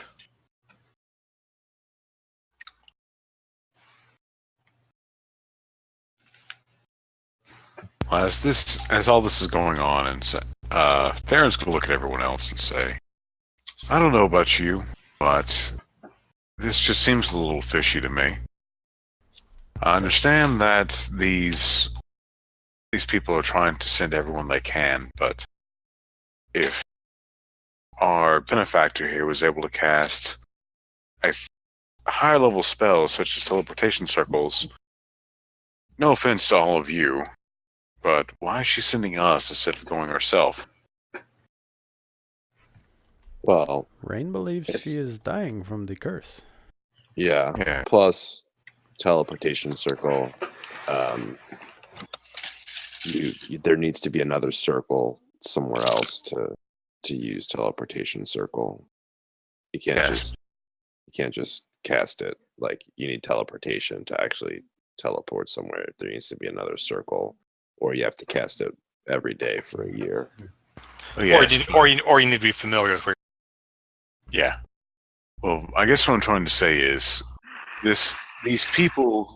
If you're able, back where I came from, a mage that was capable of casting a spell as powerful as teleportation circle was much more powerful than, well, me, for instance, or even some of the more advanced students in the magical ways that I've dealt with. It seems odd that they would send relatively new adventurers to do something that they can't. She did tell you she sent more advanced adventures over and that they have not returned. I know. This is just something I'm talking to the rest of the group about. Okay. Theron's music. Sir, I don't. We haven't spent much time together, but you keep referring to me as an advanced adventurer, and soon I'm going to take offense to it. I mean no offense, but you don't know what I've seen or how experienced I am in the ways of the blade. or in my devotion to my God and the powers he has bestowed upon me. Tyler, I know that we're all level 1, and I know what you're thinking. I'm just wrong. I'm just wrong. There it is. There it is. Very cautious. Yeah. No, I know. I'm just messing around. Look, I mean no offense, No, I know. but like I said, this is strange. Well, I think the point here is that like they've sent a lot of people, and a lot of people have died, and I honestly think that there's a really good chance we're gonna die too. Probably, and that's kind of what Theron is trying to say. So Yeah. it just seems odd that we have these really powerful people that are sending relatively new adventurers that are untested out of the world. No offense to your character. So at that point, I'm not going to get too detailed with dialogue, but Madrid would say something like, I know why I'm going. I can't sit back and let evil like this prosper. This is why this is why I believe I've been put here, and why my God has allowed me to exist for so long, and has let me succeed in battle for so long, and what my purpose is.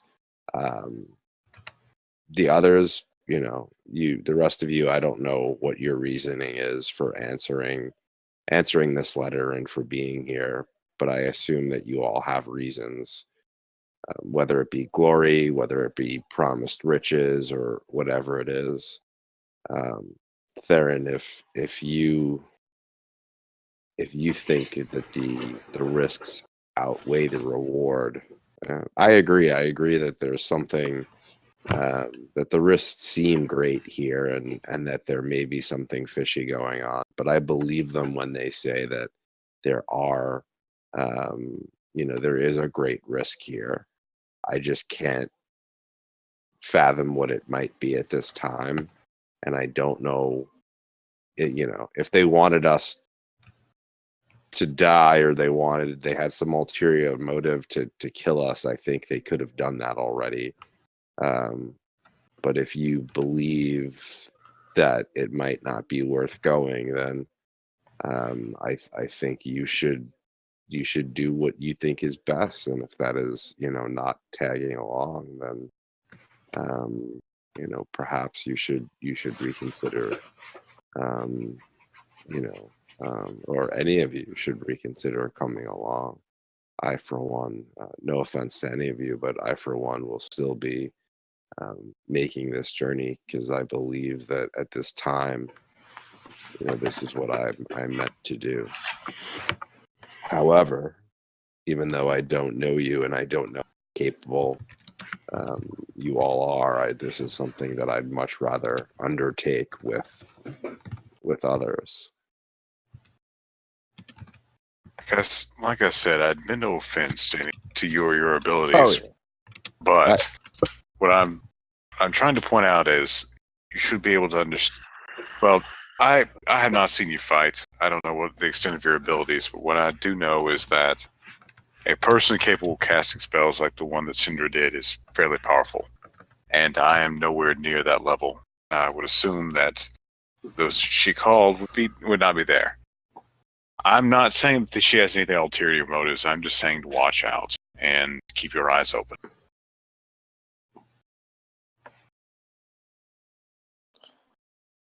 What was the last part you said there? I missed it. I'm sorry. I just said to keep your eyes open. Oh, I assure you, sir. My eyes are always open. Although I'm learning to trust you, because it seems we all have a similar goal. I mean no offense when I say I'm still keeping my eye on all of you, as I do not know you very well yet. And I hope you take no offense to that, as you should keep your eye on me. Going here to find a guide. to take us into the jungles. Oh, were Let's- those the guides that I just clicked out of? Fucking idiot. Let's take a look at these different guides and see which one might best fit us. All right. One thing to be aware of: that River Mist, and Flask of Wine say beware of Joe Ball and his no good flunkies, meaning we'll probably piss off the prince if we take him. That was on. I probably should. Hold on. Which one is that? River Mist and Flask of Wine. Okay. Yeah, you don't see that one yet. Let me take that away. Oh, damn. They was in my good pile. Well, I'll tell you what. You can keep looking at them. You'll see them. You'll meet them soon. I'm going to start from the top because I haven't read any yet. Not that we need to decide now, but I particularly enjoyed Salida, Musharibib, and River and Flask. But that's just the ones that jive with my character. Also, Musharibib, however the hell you say his name, he will work for free if we will do a quest for him, which, given our current coin... I like doing quests. Yeah, a lot of them want payment up front, which we We might have not. money, but I'd prefer to do a quest. Well, I like bartering, and Well, they want 5 gold a day and 30-day payment up front. no, we're not doing that. So you better win big in the races. I'm still reading all these.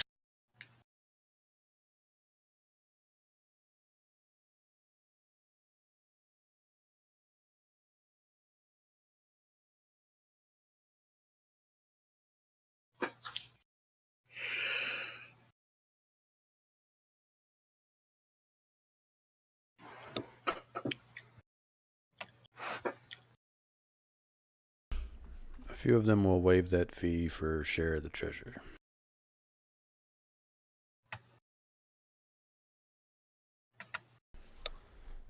And while there's no one that I absolutely refuse to work with, I would probably put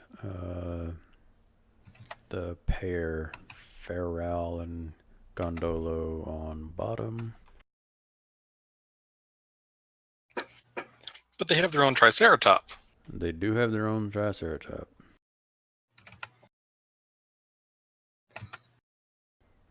Not Yeah, too they'll sure. still charge you even if you give them an equal split of the... Like, you can give them an equal split of the treasure, and then it just reduces their rates. Doesn't even make them free. I put them on bottom, and then probably Hugh on the... Like I said, I'll work with any of them, but those two would probably be my last. And then I got like... But Hugh's a badass. He had his arm bitten off by a red dragon. This is not a good sign when attempting to prove people of your competence in the jungles.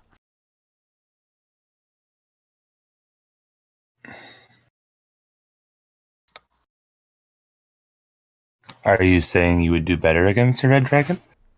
I'm saying that I expect my guide to give me a hand, not the other way around.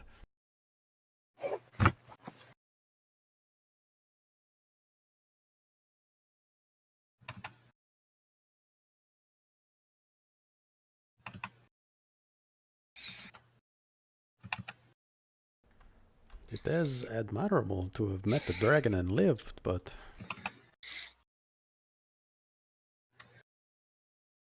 Yeah, Karen likes Salida, but doesn't care a whole lot either way. Maybe she should start Karen. God damn it.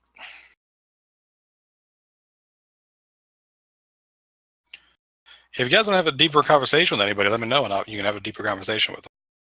I'm still reading through all of them. I was just throwing out some names so that people knew which ones to spend an extra second on.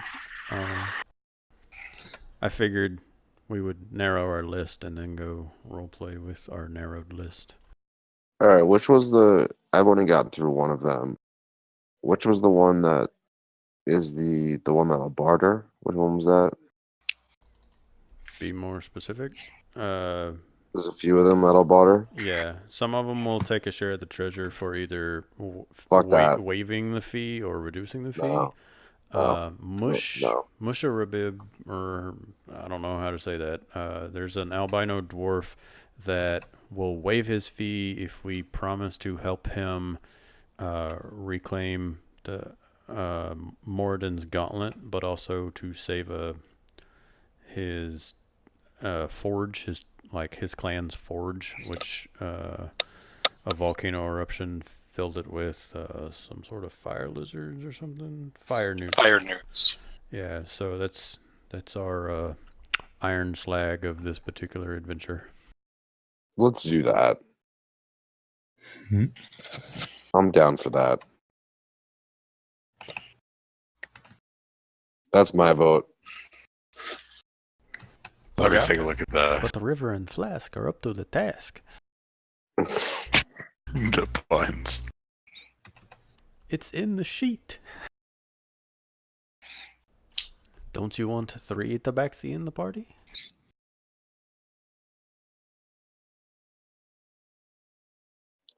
I don't know how I'm dealing with. Cajitas I don't say if you have coin. I don't say that to.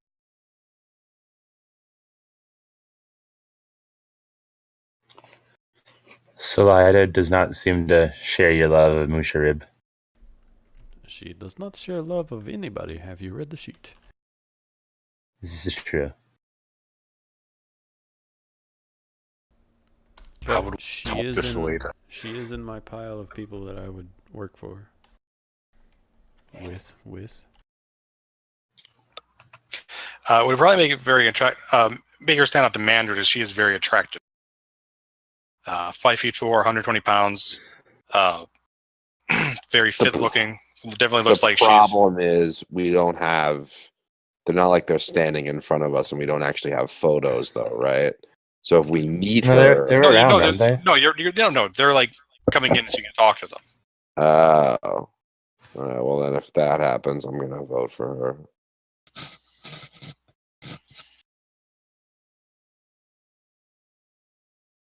Yeah, Karen's also going to vote for to have another girl in the party. I'm having trouble reading the text. That text. If you scroll down, My eyes it's killing me. written. It's written in plain text below it, yeah. Oh, is it the whole thing? Yep. Oh. Even the small text though is hard for me to. Are you reading on like a 5-inch screen?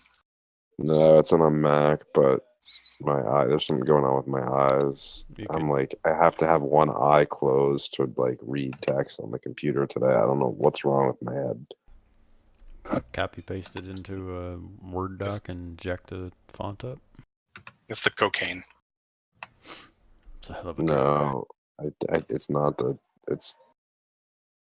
I took a different type of drug, a legal one, and it's not cocaine. It has the opposite effect.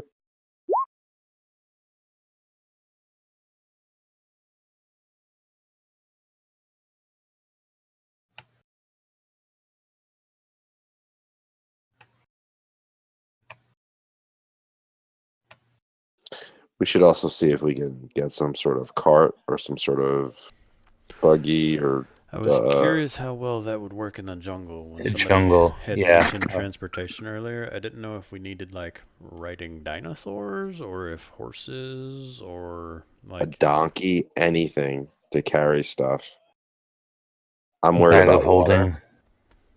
Yeah, a bag of holding or a monkey. If we can get a monkey, I just need 5 gold. So Monkey. I'm just gonna say, hey, could I take 5 gold from my share? Real quick, which one was the one who said he got his hand bitten off by a dragon? Hugh. Hugh Hackenstone. Fuck Hugh. Oh, the one Oh, okay. See that? The guy that has scars across his face that look like he was. Sorry, I've been drinking a lot of water. Mm-hmm. Hydrate or die. Yep. So, anybody you want to speak with, or you made up your mind? Can we speak with Salida? Sure. Any of you guys want to speak with Salida? That's fine. Thanks. Salida's in Yeah. my good pile. Yeah. Who else is in your good pile? Because I want to ask her about other people that she hasn't already talked shit about. I want her to say good things about somebody, or see if there's somebody. You know what I mean? I want to see if she's honest about other people. I want to do some insight checks. I don't want her just to talk shit about other people. I want to see if we I can think get she's some. called out everybody. Really? Yeah, we don't know Yeah. that yet, but on her bio, she has called out all 5 of the others. Okay. My good pile is Salida, Sharib, River Mist and Flask of Wine, and Eku. Oh, so that's everybody. Okay. No, not Farol, and not the. I got my arm bit off by a dragon guy. Who's the one again that was the one that we had just have to do a bunch of shit for? It's, All of them. It's Musharib. Musharib has a quest, and he'll waive the fee for the quest. Well, that's the guy that I really want because I just want to go do something. Yeah, I like Musharib and Salida out of the people we've met so far. And since we haven't, in character, met the Tabaxi yet. What did she say bad about Musharib? Don't trust albino dwarves. That you can't trust albino dwarves. Yeah, she's racist. No, I don't like her then. Let's meet her. I want to know why she doesn't like albino dwarves. All right, so she walk in. She walks in. She is a attractive-looking human female. She's dressed in adventuring clothes, so she's got like leathers and the local kind of fashion is very like drapey, scarf-looking sort of things. So she's got like something around, got a hood that she can pull over for the rain. Looks very effective. Okay. Before she walks in, I'm gonna tell everybody that I'm not gonna be rude. I'm not gonna insult her or anything, but I'm gonna try to get her to lose her cool without really giving her a reason to. I want to see how she acts under pressure, or how she can lose her temper. You know what I mean? I'm gonna test her a little bit, but without really pushing any real buttons. So while you all sit, I'm gonna be standing the whole time. Got it. Okay. Yeah, she walks in. She cocks a kind of a cocky pose, arms crossed, stares at you with that one eyebrow cocked, like she isn't very impressed by the look of all of you. I mean, we're first level adventurers. So Nothing. I'll start off and say, so your name is, excuse me, what is your name, miss?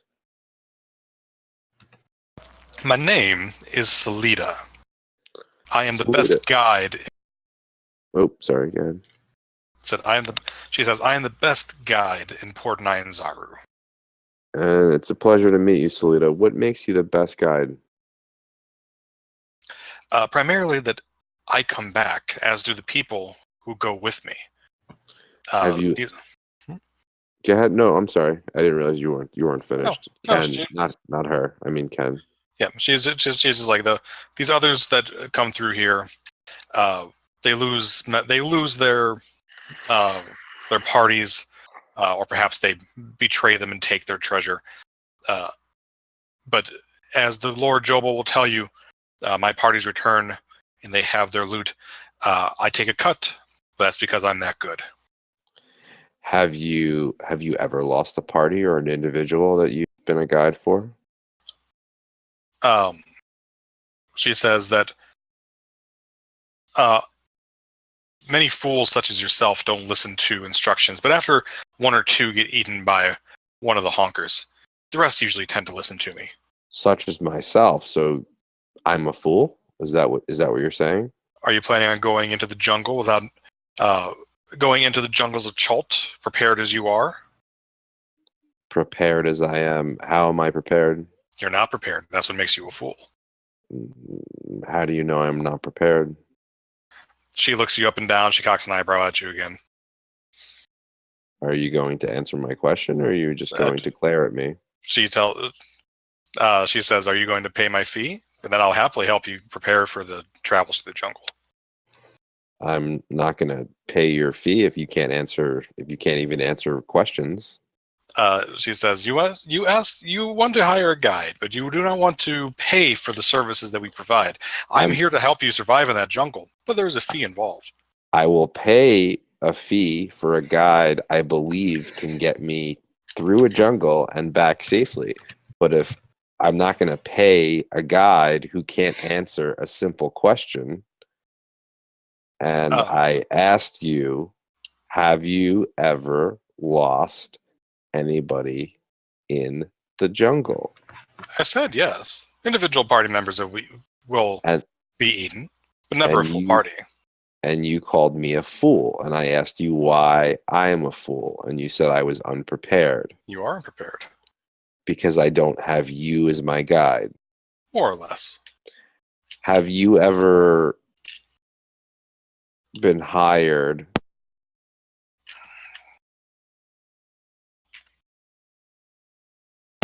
Have you ever been hired by a party sent from Wakanda?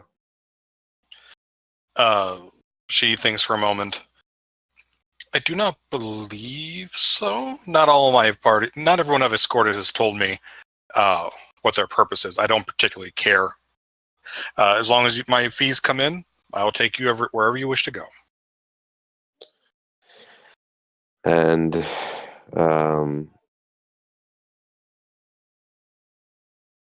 I thought you guys said something. I lost my mouse. I was trying to look at something. What do you think of the other guides? Why are they not as capable as you? And she'll run down the list that's on the sheet there. I gotta pull it back up myself. Oh, that's fine. Hey, we could just assume that she said all that. And as she talks, like, you can tell she's intelligent, she's clever, she's quick-witted. She's not. Does she actually say that Musharib is an albino dwarf and they're not to be trusted? Oh yeah, you've picked up around the town. I mean, racism in D&D isn't about like the color of the human skin. It's more like people don't like dwarves and that. So it's common in town to be like, these dwarves are weird. Even by dwarf standards, those dwarves are weird. Okay. Has Musharib ever wronged you or wronged anybody you know? And has he ever done a bad job as a guide that you're aware of? He's led a couple of expeditions back toward his clan's mind. I don't know if he's ever led anyone anywhere else, to be honest. And why would he lead them back towards his clan's mind? Because he wants to get his clan's home back. All well and good for him. I don't see what it has to do with us. Would you be opposed to working with another guide if we were to hire two guides? As long as you're paying my fee, I'm open for whatever you want to do. If you had to work with another guide, which guide would you prefer to work with? She shrugs and says, Hugh is kind of crazy. Musharib has a very one-track mind. Quasha and Kupli are both are just hippie tree huggers, and I can't stand them. Farul and Gandalo are the biggest fools in the world.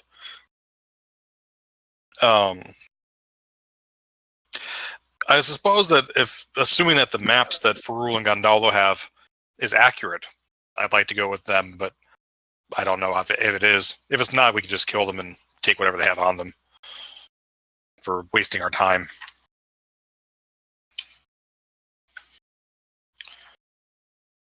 So you're not opposed to killing somebody and taking stuff from them if you want? They've been trying for weeks now to get someone to go with them to follow that map that they have. If I went on a trip for 2 weeks into the jungle, following that map to try and find some treasure, and there was no treasure there, and that's how they planned on paying me, they're giving me everything they have, regardless of whether I kill them or not. But if I take it and leave them, they're not surviving anyways. It would be a mercy. What if a group took you out and paid you up front, but you got stuck out with them for an extra week and they had no more money to pay you? Would you leave them? As long as there was a promise of pay at the end, numbers are better in the jungle than being by yourself. What if they were honest and told you they didn't have any more money?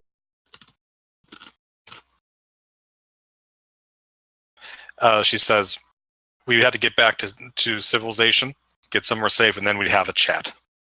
What if they were slowing you down? She looks over at you and says, you're trying to bog me down with hypotheticals. No situation can be predicted. Would I leave you behind if you were the last one left and you had 2 broken legs? Probably. But I am gentle enough that I would slit your throat first so you wouldn't suffer. Okay.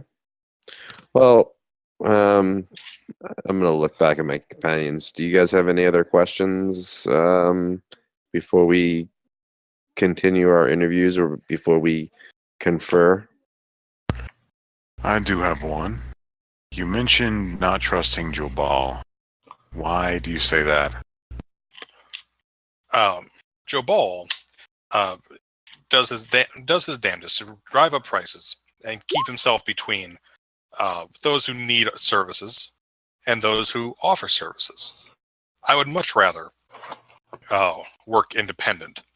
That is why I'm willing to negotiate my price for a cut of any treasure that you find. That is outside the normal rules of the guild, but I don't particularly care. I see. So basically, you're not a member of the guild. I pay lip service when I need to in order to get jobs. I understand and can respect that.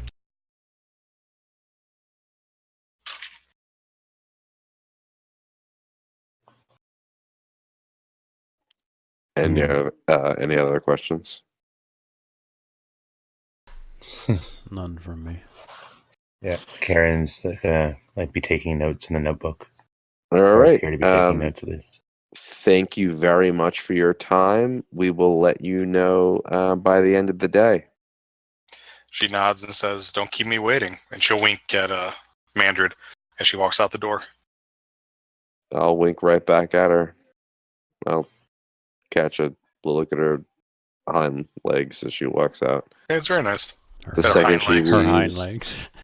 this is the second she leaves and walks out the door, I'm going to say, if any of you want to hire her, Mandred, I'll even talk to myself in the third person just to play along with the sentence I started. Mandred will travel alone into that jungle rather than travel with her. I mean, at least she's honest, but she's absolutely crazy. Rain thinks perhaps we got the hard one out of the way up front, and it's all Yes. downhill from here. Who's next? If she hates all of them, clearly she's in wrong. Do you want me to Musharib next, or how do you say his name? Sure. Sure. Okay. Musharib comes in. Excuse me. He looks around at you, and he's quite he's obviously not impressed. He's standing there. He's got a big wooden mallet down. He's kind of leaning up against it, and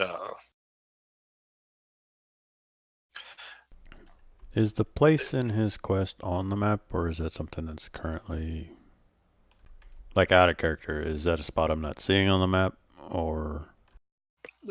I actually clicked off the map momentarily. Let me see if it's on there or not. This is just for my own curiosity. Right. And somebody else feel free to take the lead on this, or I can also do it. I don't mind. But I don't want to hog it all, so You feel picked free to the do it, paladin, or I you can know do it. damn well you're the party face. Okay. If somebody else wants I'll- to do it, feel free. But I don't mind. I'm more doing keen to chime in on this one, but you did Okay. explicitly say, let me lead on this one, so Rain was more than happy to let Mandred. I can start off with a joke here if you want, and then let you take the rest. For this one, I'm definitely sitting down, though. The I just- fuck is this? Alright, so I'm not crazy. I just didn't know if it was... No, I don't believe it's... No, it's okay. It's not marked on the map currently. Okay, sweet. So the guy walks in, he's got a big hammer, he looks us all over. Yep.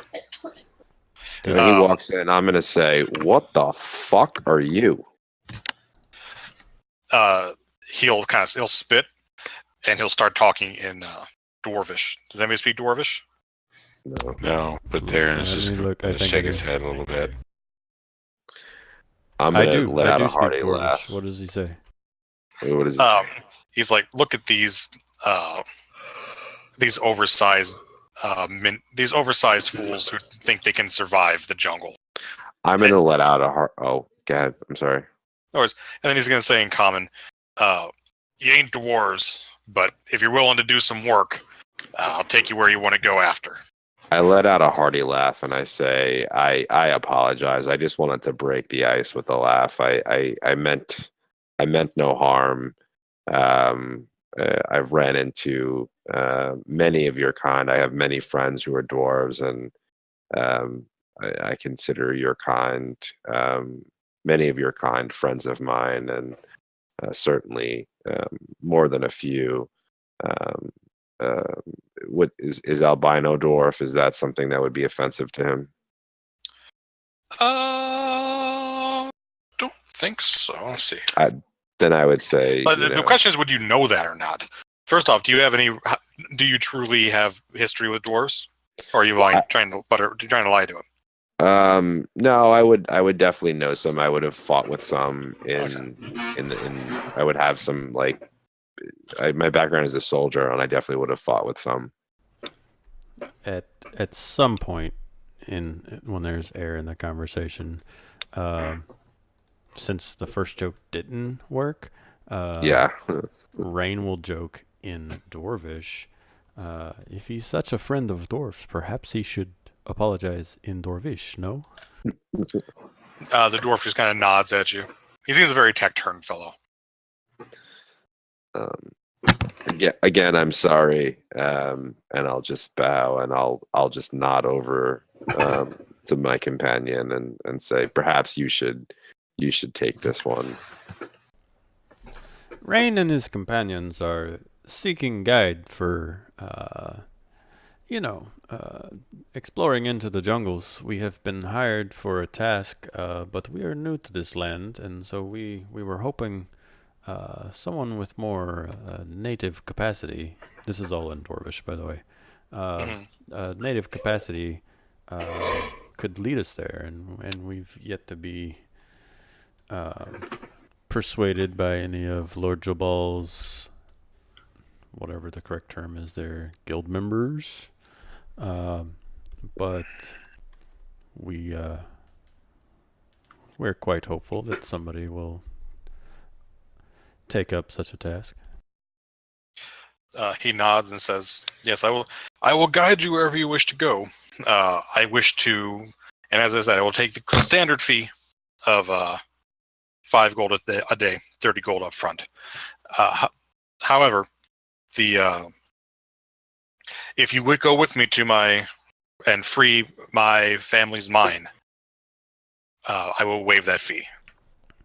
If you do me this favor, I will do you a favor in return." I'd like to in see if he's common or lying. Dwarvish.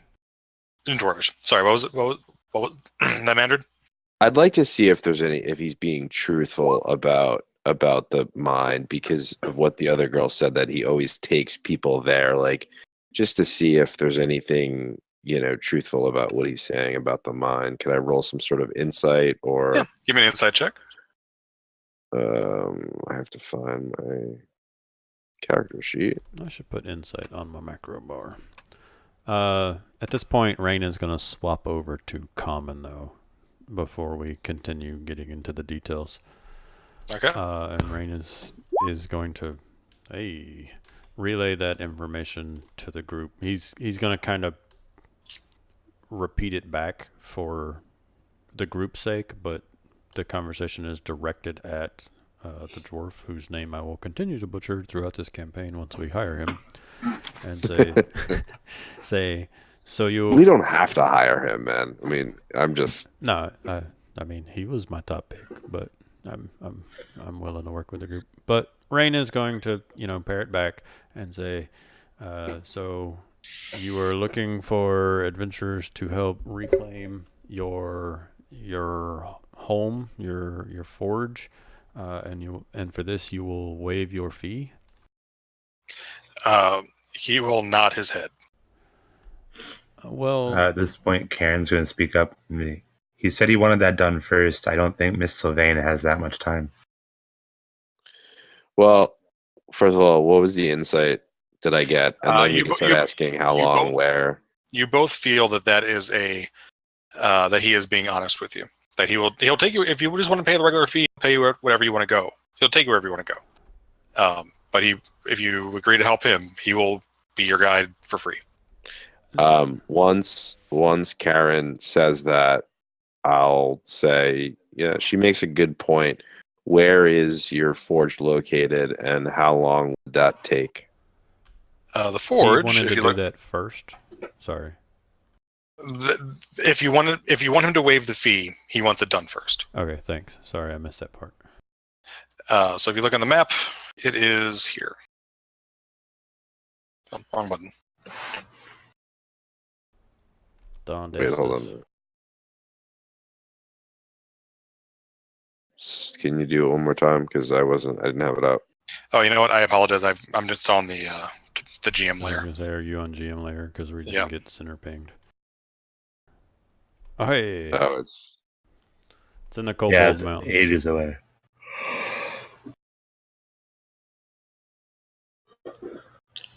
Alright, since we're speaking in common, I can understand common. Did he point out where it was? Yes, he will. We got a map, so I'll take the map out once we're having this. If you take out the map, and he will point out where it is, and where he wants to go. So he'll point out that will cover much of the peninsula, and you may find much information based on where he asks where you're trying to go and what you're trying to accomplish. Well, that would be my next point, but Theron, did you have something?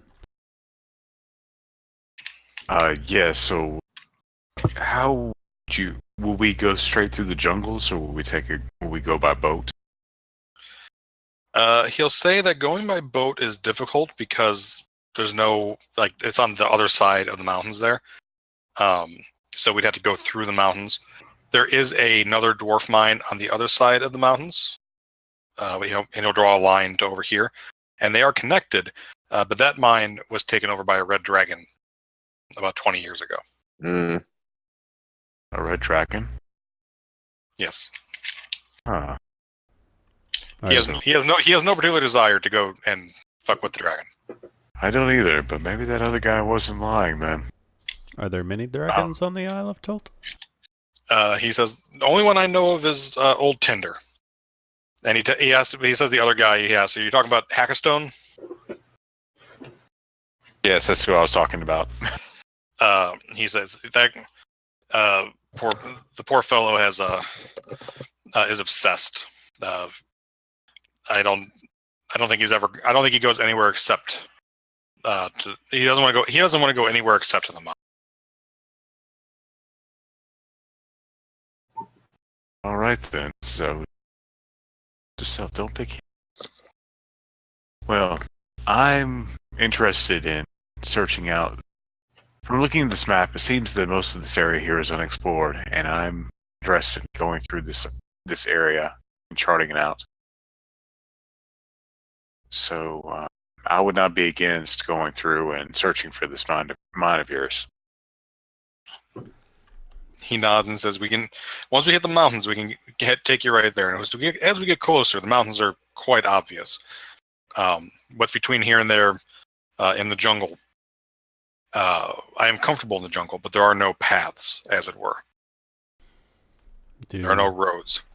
Do you recommend traveling by foot the whole way, or are we able to go up the river for some distance? We can go up the river a ways. The Order of the Gauntlet has mapped it. Camp Vengeance is their furthest north spot. The river does continue further towards a lowland with a large lake. Beyond that, I don't believe we'll be able to continue by boat. It does seem very promising, and considering that we do not know where our inevitable goal is, it might give us some insight into the land itself. However, time is somewhat of a factor, so we would need to make haste. The river is faster than walking. I mean, in general, like out of character, I meant, hey, like, your quest might get us some information, but like I think Matt said, like, if home skillet's only got, how long did she say? Okay. She thinks about 3 months. 3 months. Are we talking about this in front of him, or have we like gone off to discuss this as a group? I was talking to y'all to say, like, Rain would have been talking to the group to say this is an opportunity to learn more about the place since we don't know anything, and Mesro was just our best bet. However, there's no way to tell how long this is going to take to clear out those fire newts and stuff like that. She said she has months, but I mean, we don't know. But it will be free. Karen will kind of shyly speak up. Well, we could just follow him, and if we find out something, you know, people die in these jungles all the time, right? All of the time, I'm being told. Oh. Did we lose Pat? What? Yeah, it sounds like Pat. Pat! Oh, well, it was fun while it lasted. Well, my thought is, I just want to see more of this island. And we don't exactly have a set destination or a peninsula. But we don't have an exact idea in mind. I think if we followed this road and saw what happened, and headed towards these mines, we at least get an idea of what this place is like, and we might find something along the way that could point us in more of a direction. But I do have one question for you, Musharib. We've spoken to some of the other guides around here. Aside from yourself, if you had a choice, which one would you pick? If I had to travel, I would choose Hackastone. He's a bit nuts, but he's a dwarf. I see. Even though he would take you to the mines with the red dragon. Well, he would try. I'm not up to his tricks. I wouldn't fall for it. So he probably wouldn't travel with me, but I'd rather travel with him. I see. Okay, aside from him, out of all the other guides around here, which would which one would you probably choose?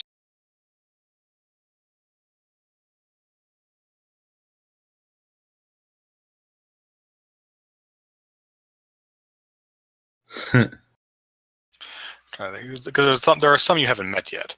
You weren't supposed to meet Celindy, and I gave that to you accidentally. I'm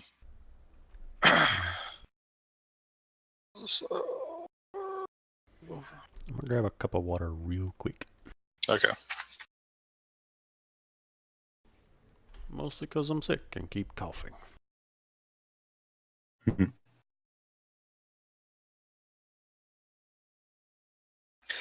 He's fond of for a human. Iku's pretty nice. She's she knows her way around, and supposedly she has contacts that are useful. I see. And are you a member of Joe Ball's guild? I am a paid member in good standing with the guild. Okay, I see. Well, I can look at everyone else and say I don't have many other questions. Do you have any? Does anyone else have anything they'd like to ask? I'm okay with Mushrib, and even like starting off going on his quest. Okay, out of character. Do you want to check out the other guys, or have we just decided we're going with Mushrib? Reading the other guys' descriptions, Karen wouldn't be into them too much. At least the other ones that we were provided. And I'm sure there are other ones that we weren't provided, other than the one that we were accidentally shown. But yeah, I'm kind of curious about the Tabaxi, but just because they're Tabaxi. But we haven't actually met them yet, so yeah. But out of the group we have, I'm saying Mushrib is my top choice. After meeting the slightly racist Salida. Well, we don't have much gold, but we have 300 gold now. Well, we have 300 gold, but it's not exactly... Sorry, 200 gold. My apologies. 50 gold. Okay, 200 gold. But it's not our money, really. It's all we got. And I'm tempted to go with someone from the guild because they're proven at least. Yeah, I'm gonna go lean towards Mushrib in that case. Also, Karen is morbidly curious about his red eyes.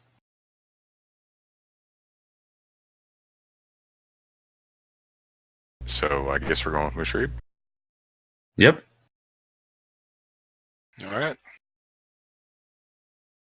PH? He went to go to some water, but I think he's okay with that.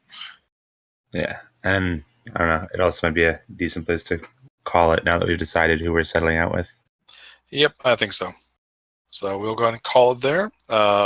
He will next week. We'll pick up with instructions he has for you for getting ready, and we'll do the dinosaur race. I will put put his character sheet in your guys' folder. Acting disinterested about the dinosaur race was the hardest role playing I did all night. There's two ways to do it in dinosaur race. There's just a simple, like, we can just roll. If you choose the dinosaur one, you roll and see if you win or not. There is like a going through a race thing. It does take time. I did it with my Saturday group. It was pretty fun.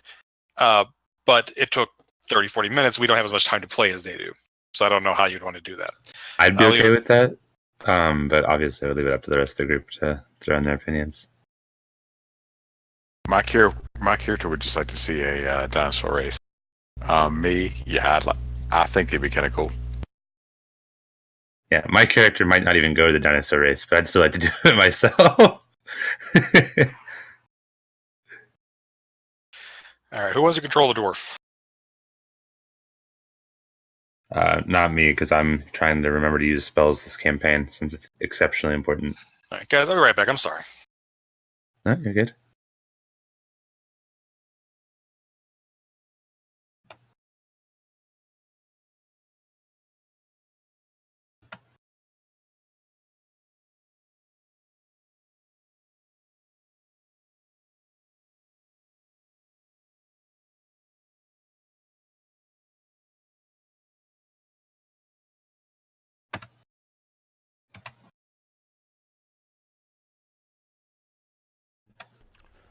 I'm back. Did I miss anything cool? Looks like chose Mushrib. So it's just a matter of who wants to control the dwarf. Tyler, you get to control the dwarf. Okay, I will take him. He's in your sheet.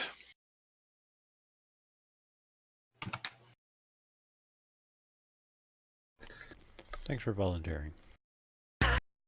Well, nobody's volunteering, therefore he got to do it.